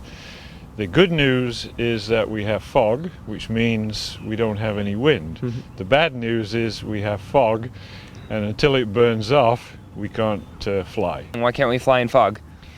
Well, for one thing, it's not legal for us to fly in fog. We need good visibility. We need cloud clearance requirements. We need to stay away from that, the clouds and whatnot. So we're just looking for the ability to see the runway for takeoff, see the ground, and the fog to lift off the course so the competitors can see the course. Hey, we got Nick Batch over here. Nick is the current world record holder for the distance. Is that right? Yes, sir. How far is that distance? It's about 169 meters. 169 meters, and where was that set and when? It was actually set back here in 2014 at the World Championships. So that's actually been held since then. We haven't had a really good meet with the right wind conditions, unfortunately, so it's really taken away from our opportunities to break that record, yeah. So today, there's no wind here on the ground. It's looking like a pretty good day for a distance run. How are you feeling? Well, I walked the course. I did my little haka dance down past the record, so hopefully my little work, and my own mindset helped out. I always have a certain ritual I go through when I try to do something extraordinary in a distance event, and I'm forced myself into that situation today so I can get first in that event, even with one round, hopefully. The winds are something to play in the situation, so is the moisture. There's a lot of water out there on the field, and that's going to be one of two things. It's either going to stay down or the heat's going to start rising up in the air, and that's going to slow us down as well and take away from our performance. So I know the uppers are against us, and that also hinders the turn and takes away some of the power I can bring into the course. Everybody who goes low and hard and tight to the gate is going to have a pretty decent score, but it's going to be a feat to make it where I was just standing a minute ago where I want to be. Yeah, but I'm going to be going for it and flying a new toy we have from N0 Sports, so hopefully that might get me the distance. We'll see what happens. I've got about 7 jumps on it right now. So. Okay, so we'll be watching you all day, looking for that new record. You're shooting for gold, right? Because over these last couple of days, we haven't quite been at the top. So how do we make it to the team now? Yeah, the only shot for me right now is either A, to take first in distance or take first in accuracy. Right now I'm in 6th in accuracy because there's quite a few scores about 8 points ahead of me. That was unfortunate. Yesterday I landed on the tape. I would have had the matching score, but I touched the zone prior, so that ended up in being a little bit less points. So this distance is really my only shot to make it onto that team, because I'm in probably like 28th place with 2 zeros out of 4 rounds. We're not completing the meet. It's not a normal, I can climb the board and make it back. So yeah, I've put a little bit of pressure on myself, so we'll see what happens. Right on. We're here with Nick Batch, the current distance world record holder, the one to watch today. Thank you, Nick. You're watching Skydive TV. As we heard from Nick Batch, he broke the world record here in 2014 for an amazing distance run. He flew a parachute almost 169 meters, starting way down there at the start gate. He drug his foot in the pond before the start, and he flew to this buoy right here, almost 170 meters away. It's crazy. That's almost 2 football fields. Today, there's no wind on the ground. It's going to be an exciting run. I'm pretty pumped up to watch Nick go. We might see a new world record here. Stay tuned to Skydive TV. It's going to be an awesome one.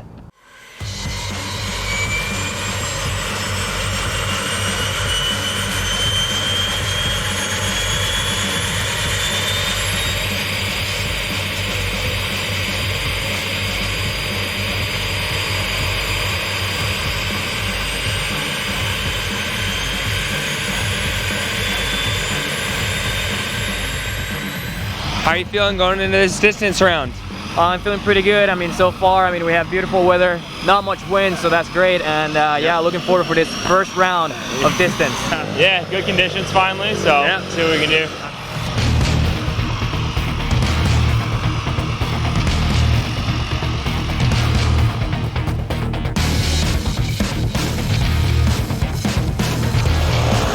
There they go, load 1. Our advanced competitors going up for their first distance round. Let's see how far they go. Woo!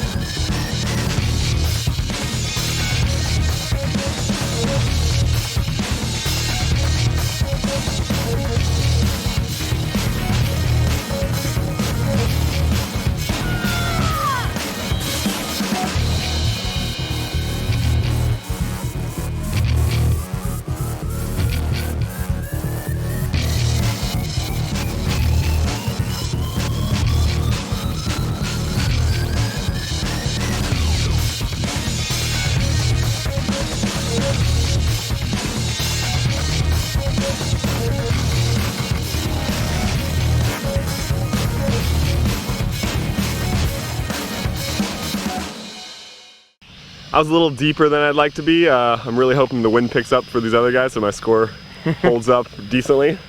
So, Okay. see how that goes. Jay, how are the conditions right now for distance? Do you think it's record-setting? Think it'll work? No, not today. It's a little soupy, slow, a lot of humidity. Conditions are very good right now, and the winds are going to pick up. And just like Gage, I was a little deep and just super slow through the course. Kind of disappointing, but you know, it is what it is, right? So.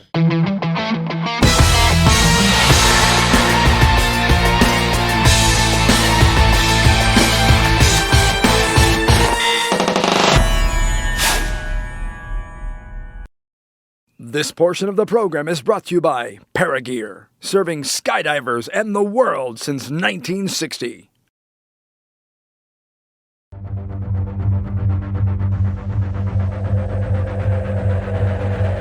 Plane's taking off behind me. Competitor Nick Batch is on that plane. Let's see if we have a world record in the making.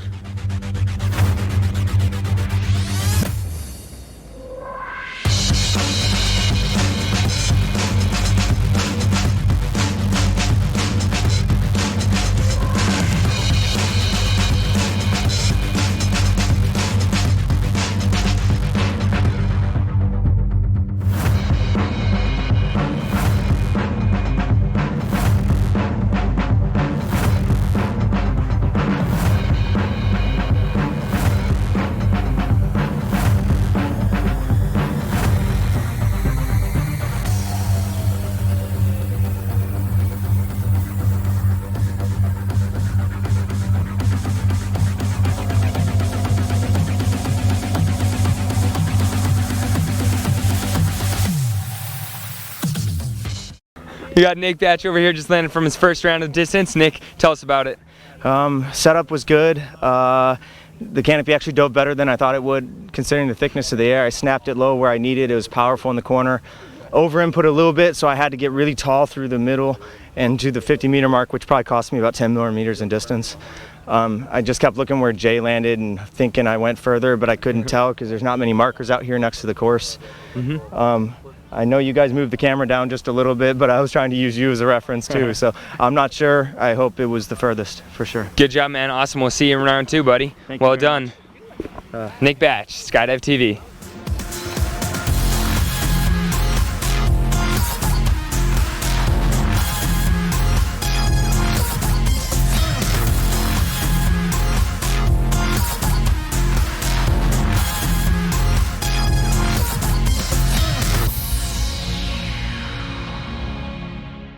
We got Kurt Bartholomew and Tommy Delbeck. How are the conditions this morning, Kurt?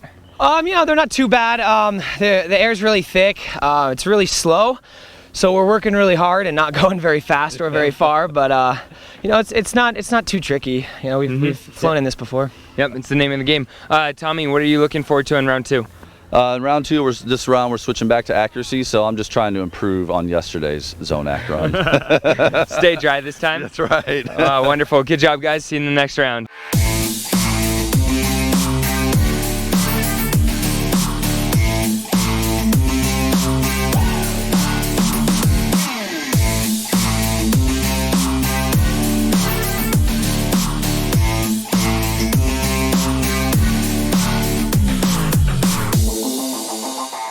Check out the current standings after round 1 of distance.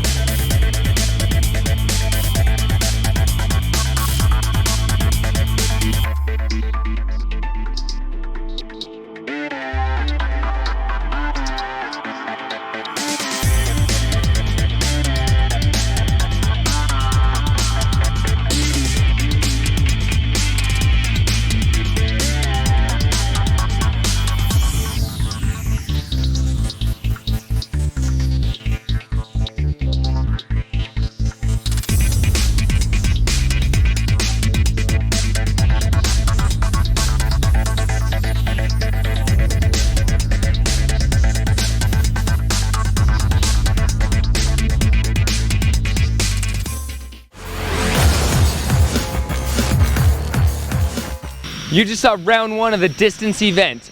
After that completion, the judges are switching the course back to the zone accuracy event. So we're gonna have round 2 of the zone accuracy. Our advanced competitors are gonna go first. We'll see how they do. We'll see if that transition from a distance event to a zone accuracy event throws them off a little bit, or if it just makes them fly more accurately. Stay tuned with Skydive TV.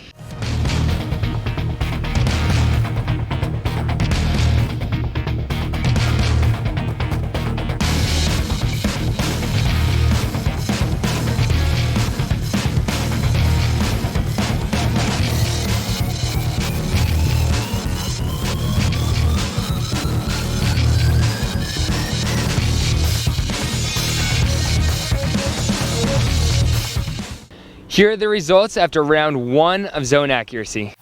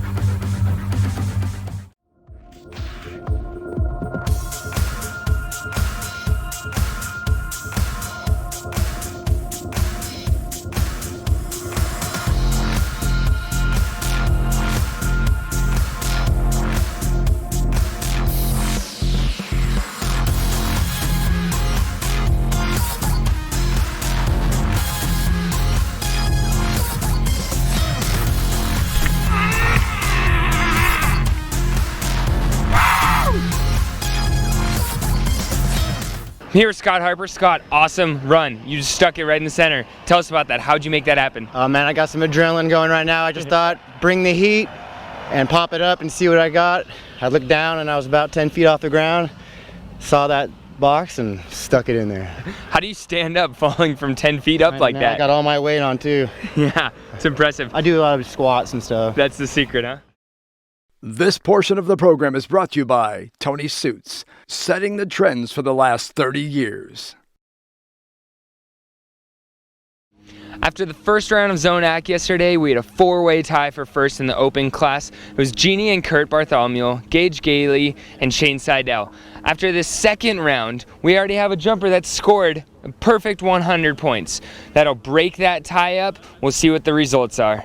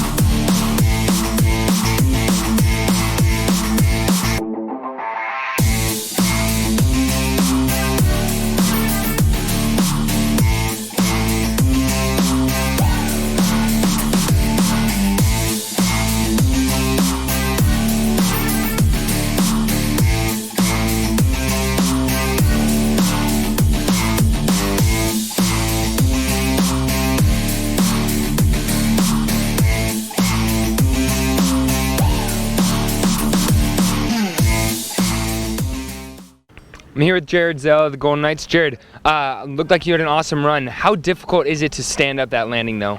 In these conditions, it's pretty light right now, so it's actually pretty tough, especially trying to shoot for the further zones. Obviously, the farther you go, the better off you are towards that center zone, but it's actually pretty tough right now. Just got to stay upright. Right. Awesome. Good job, man. Good luck on the next round. Thanks, man. Thank you. Appreciate it.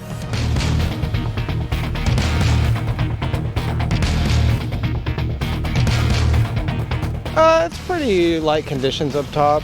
I just brought it in pretty weak. That's why I didn't have a good run. But conditions are better than yesterday. It's easier setting up. So. All right, cool. Thank you, Mateo. Yeah, thanks. Good job.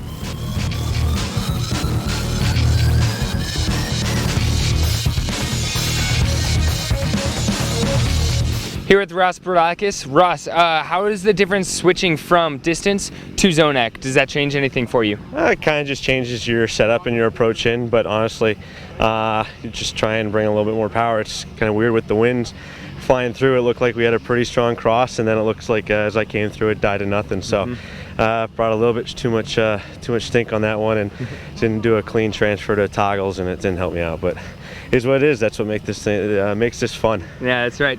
Good job, Ross. See you in the next round.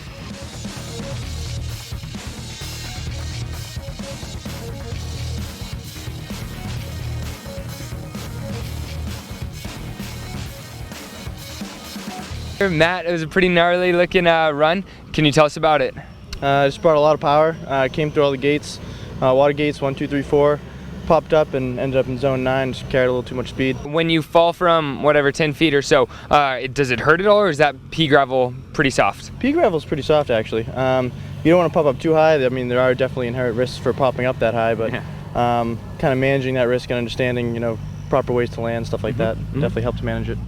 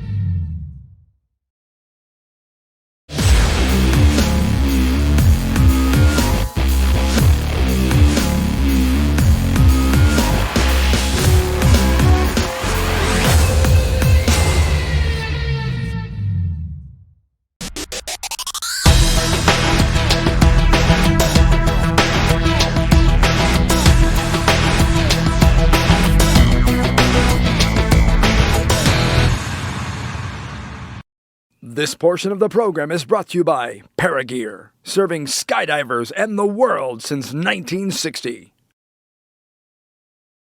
This is round 3 of our zone accuracy competition. The open competitors are in the air. Everyone's been coming in here, doing really well. This is an exciting competition. Hope you're enjoying it. Stay tuned to Skydive TV. Loading up for round 3 zone ac for the open competitors. Tommy, how are you feeling? I actually feel really good, man. Last 2 rounds I've been able to battle my way up from 10th to 4th place right now. Had a good zone ac and a good distance, so I'm just going to go try and put up another solid zone ac run, and then hopefully squeeze my way back into that top 3. Atta guy. Good job, man. Get yourself a medal. Yeah. One and only Nick Batch is over here. Nick, are we excited? Yeah, you know, I touched into the next zone on that last one, and I would have been in first for accuracy. I'm a little disappointed, but it's still up for grabs, you know, so I'm in 5th in AC, so hopefully I can stomp that 100 this time. And then Ian, what are you thinking going into this final round of zone AC? I'm sitting pretty well in the zone accuracy event, so I'm going to go for 100 on this one for sure, try and get that gold medal slot. I'm just thinking I got to protect the overall. That's right. I'm not going big. We just saw somebody go big and it kind of bit him in the butt, so I don't want that to happen. All right, good luck, man. Be safe.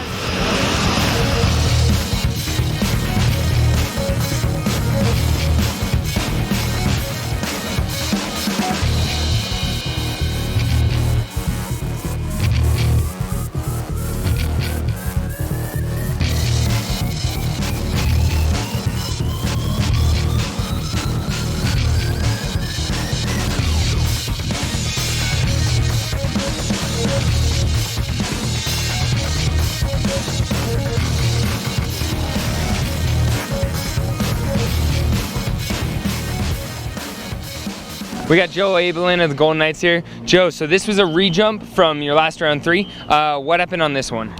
Well, on this one, as you can see, the crosswind's kind of picking up, so it's making it a little bit more difficult than we had a straight headwind before. Again, the wind's gusted over 5 meters per second, so I didn't do as good as on that one as my first one. I'm going to try to go up and do it better. So you get to choose to take the re-jump if you want it, or stick with the score you got, is that right? For zone accuracy, you get to choose if you want the re-jump, because the winds don't really help you as much as speed or distance will.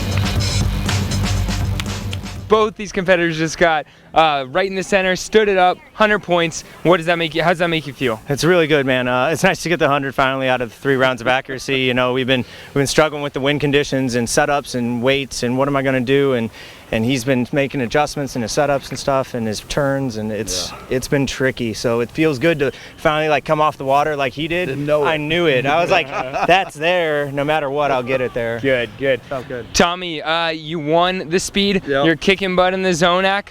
What are you thinking moving forward, man? You're doing awesome so far. Yeah, so my first Zonac run kind of put me out yesterday. I've had 2 good solid ones, 100 and a 91 today.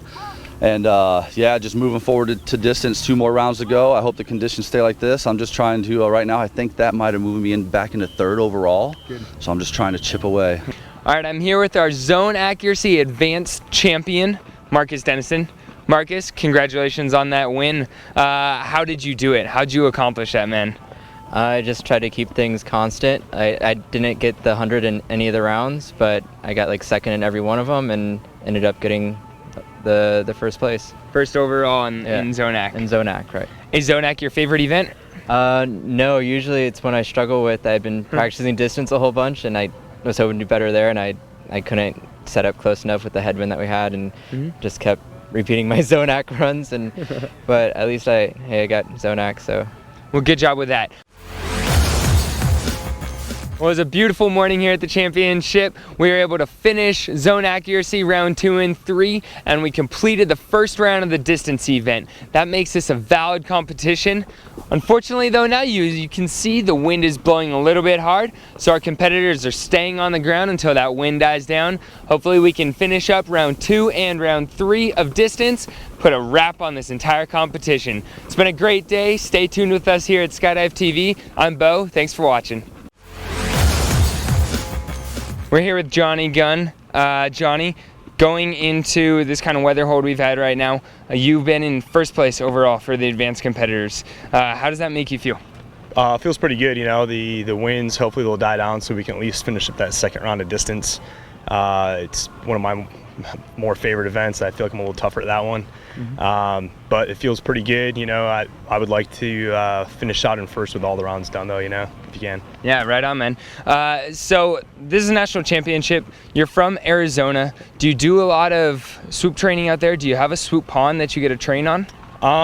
We have a pond. It's not a legit FAI type pond or anything we could use for an actual swoop comp.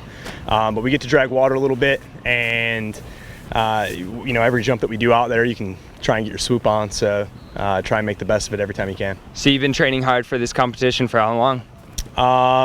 Specific training for these jumps, I try and get to the comps a little bit early so I can get some training jumps in. Because like I said, we don't have a pond to drag on back in Arizona. But I get a lot of practice doing big turns, so I'm very fortunate of that. So you are in first place overall right now for the advanced competitors. If you finish in the first overall, what does that mean moving forward?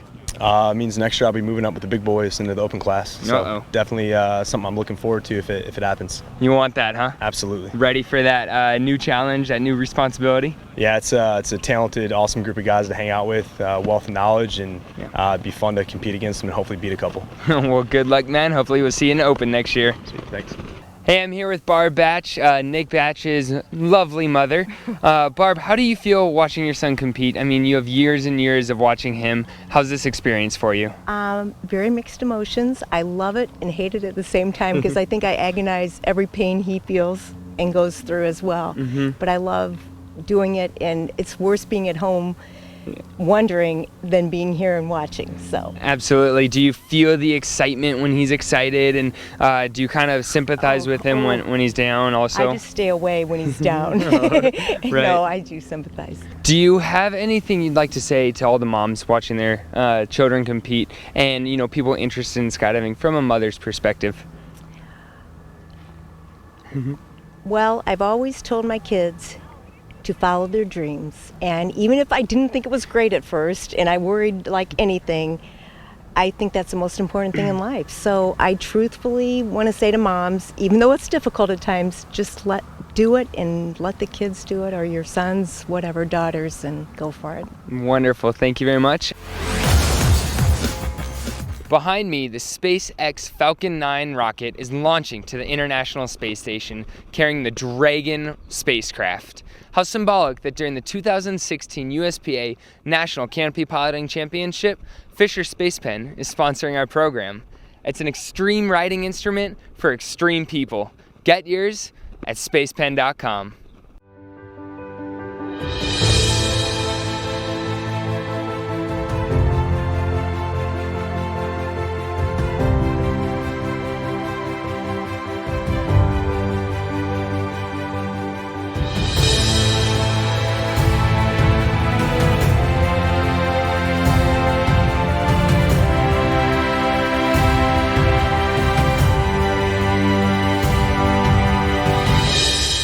Fisher Space Pen. This portion of the program is brought to you by Fisher Space Pen, American dependability. All right, so just like yesterday, the winds are calming down here as we work our way into the evening. Our 5 re-jumps are going up for round 2 of the open distance, and then we have round 3 starting. Open distance competitors going up right now. Here we go, man. Exciting, exciting, exciting. Woo!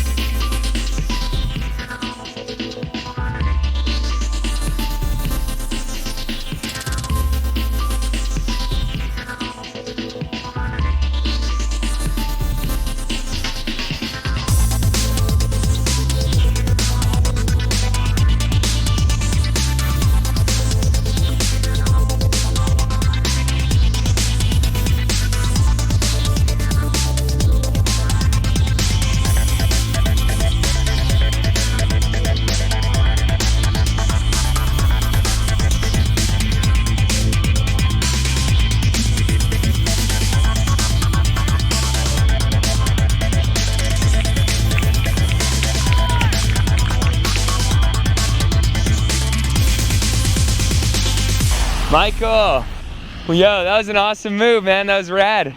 Can you tell us about that? I did my distance run coming out super deep. Knew I wasn't making it out of the water, so I figured throw a Miracle Man and spin around, land in the water. That's what that move is called, huh? Miracle yep, Man? Miracle Man's all the way around. So you did that on purpose? I made it, yep. Awesome, dude. Was it fun? Yeah, it was totally okay, great. Good.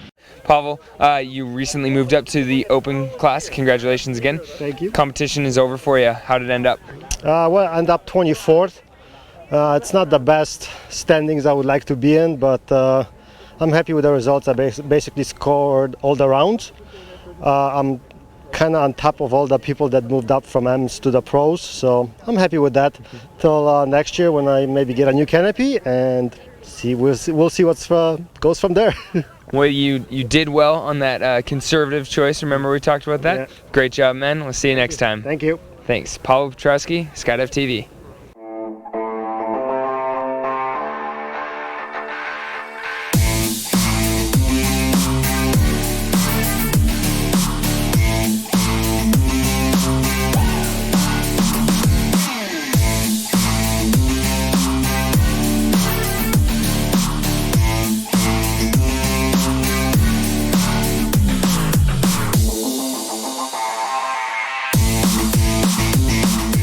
That plane taking off behind me is the final plane of this entire competition. We have 7 competitors on there, 5 open competitors and 2 advanced competitors. They're re-jumps for their distance round. It'll be the last round, the last plane. There it goes. Hope you enjoy watching. Ben, you're in number 2 right now? I'm in the number 2 slot. For distance, right? For distance and advance, yes. And have you secured that spot, or what it's about to happen? I think no matter what happens, I'll probably keep second, but depending on what Johnny Gunn does on this third re-jump that he's had to do, will either keep me at second or push me to first. Okay, well, awesome. I have confidence in him. He's a pretty good at distance, so he has beaten us with the winds being over the limit, so he's being forced to do re-jumps. He has already beat us with the limit, with the higher wind limit than what we've already run. So, lucky him, he gets to make like a 4th jump, I believe, for the same round. So you brought him out here a little present in case he goes all the way? Yeah, I brought him a barley soda for him for when he comes down to land. Cool, that's a competitor spirit here with Ben Crouch. Thank I'm you. rooting for him. Go Johnny! Woohoo!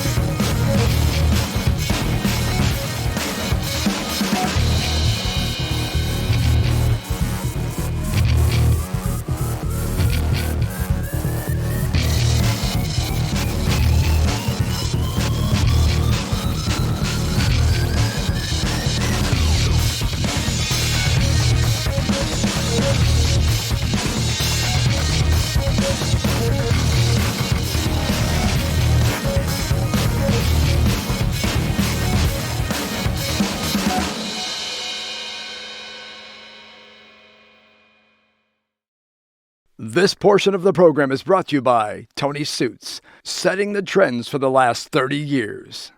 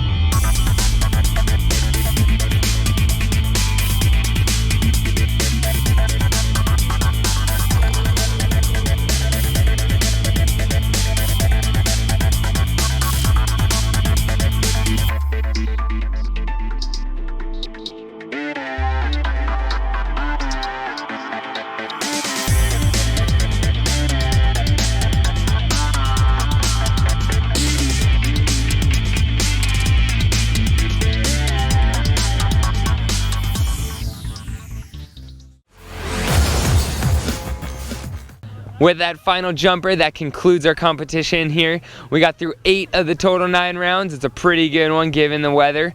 You've been watching the 2016 USPA National Canopy Piloting Championships. We'll see you in Lake Wales for the Accuracy and Canopy Formation Championships. You're watching Skydive TV. I'm Bo Reeby. Stay tuned.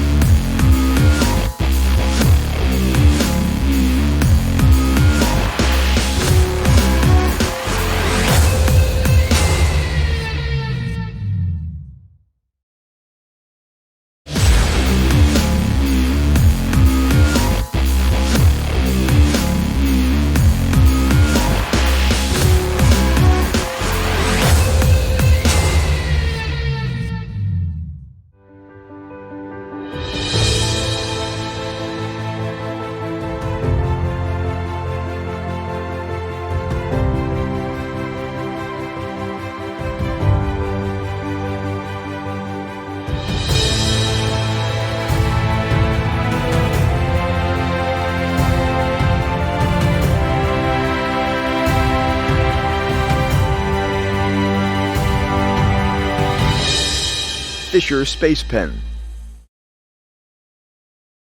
This portion of the program is brought to you by Fisher Space Pen, American dependability.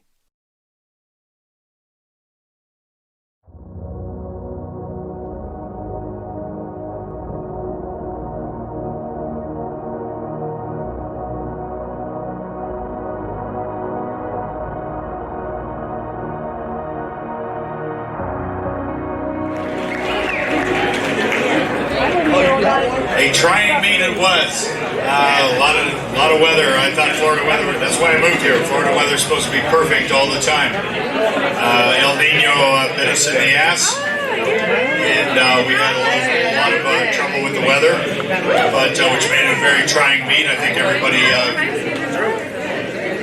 kind of did their best. Well, let's go on to the thanks, and then we're going to hand out some medals. There you go. You know, you've been doing this a long time, and you have to start wearing glasses to read the piece of paper. Our technical course director, Cindy Brown. Cindy, take a stand.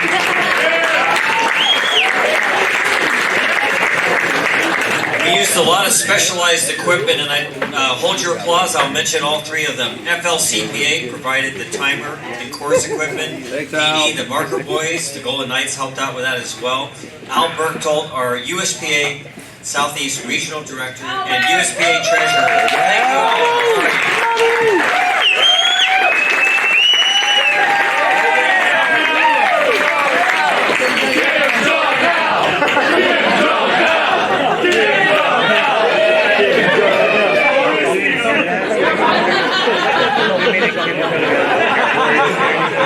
I died for you.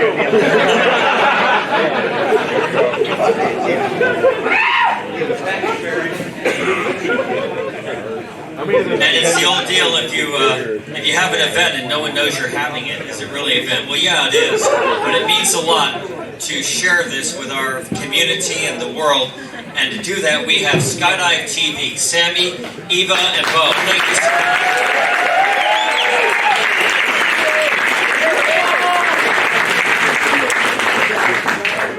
Thanks to the meet staff. From Canada, my dear friend, meet director Richard Buzz Bennett. Richard.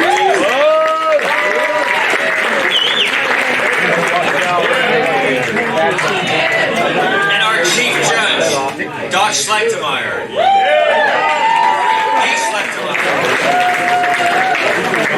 Our event judges, stand while I call your name, please. Carissa Bamba, she did the distance. Carrie Lou Laughlin, zone accuracy, please take a stand. Joe Brzezinski, speed. Your principal judges, Ori Lepp and Ori Cooper. Vera Asquith, please stand. Go ahead, stand, Vera. Jim Rees, Al Heitz, Jared Hawkins, Mark Coble Randall. Going into the results, and TK is going to start off with advanced speed. All right, we probably need someone to help hand out medals. Are you going to be dishing them out, or am I just reading them off and handing them out? Judges, come on up.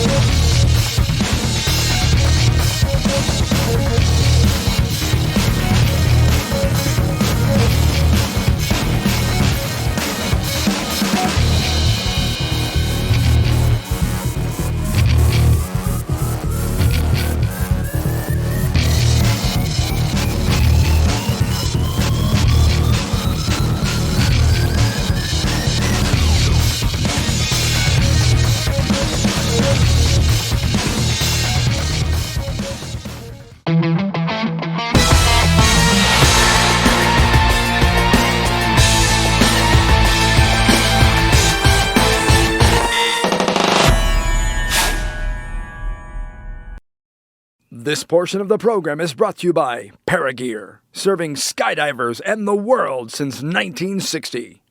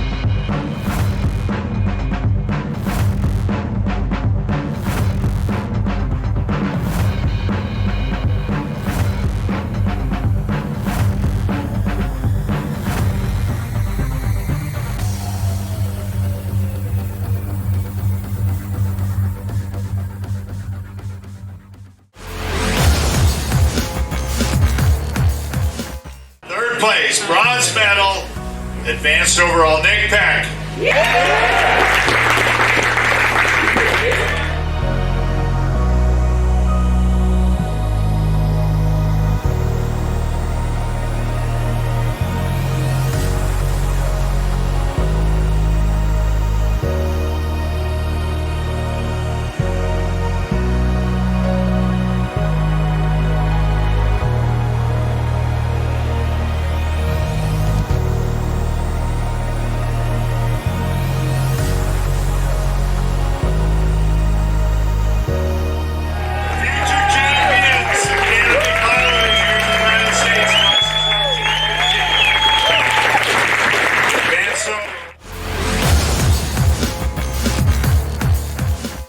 So in fourth place, we have Sergeant First Class Greg Windmiller.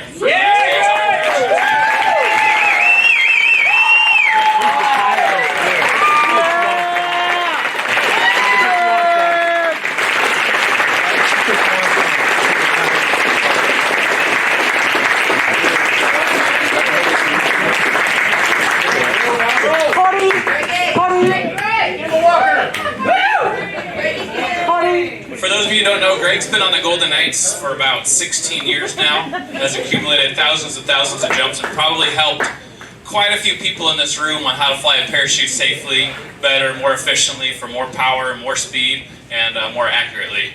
And some people in this room have also used his aid in CPR and first response, his first response skills that he has learned in his long 26-year career in the United States Army. It's a bittersweet year for us with the Golden Knights because this is Greg's last year with the Golden Knights. He's retiring after a long career of 26 years serving the country.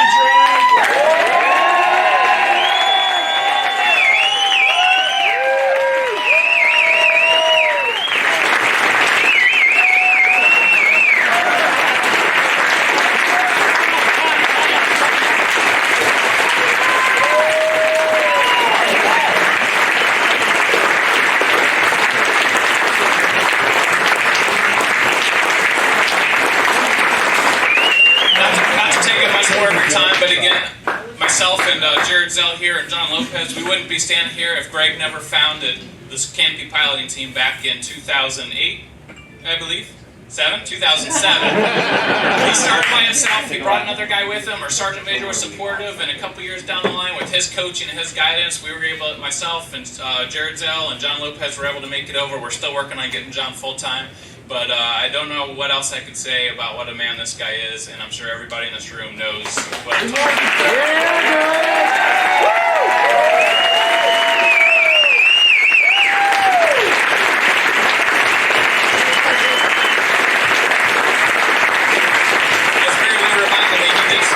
classic accuracy, and that is where he got his red style suit from, in case some of you haven't noticed. But I couldn't say more thanks to this guy, and we'll get to see him retire at the end of the month from the Army Golden Knights, and again, it's a bittersweet day, but it's a great day to share with you. And after all that praise for Greg, I'd just like to say that he betrayed the style and accuracy community. He abandoned us for this event. I don't know what you were thinking.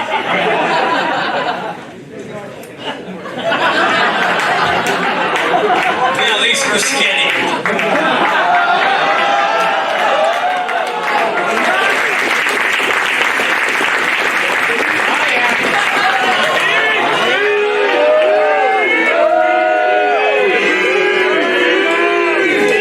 Shut your mouth, old judges. I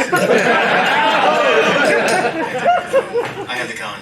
Hey, one thing I've been working on for a couple of years, get it kind of like it was in the mix, and I kept doing it, like trying to get it passed, We actually got it passed last year, and we will be holding one this year because Mr. Ablin is on the U.S. Canopy piloting team, thank goodness.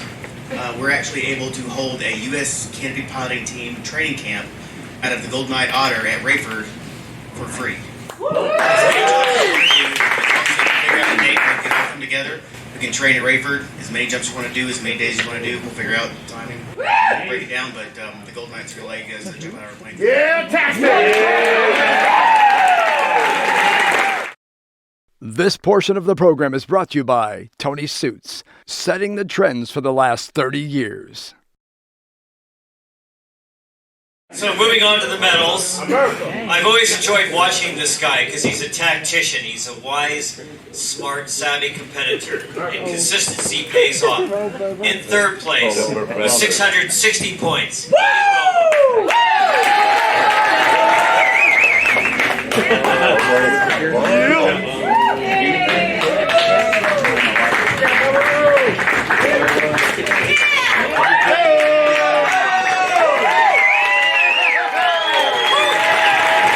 In second place, 696 points. Tommy Delbeck, come on.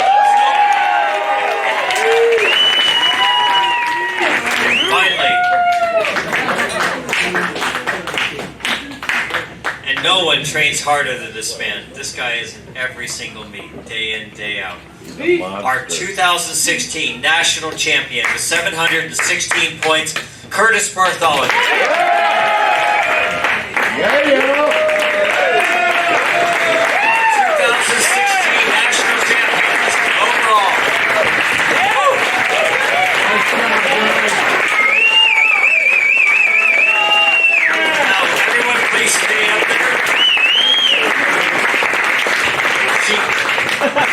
She finally did it. She beat the boys.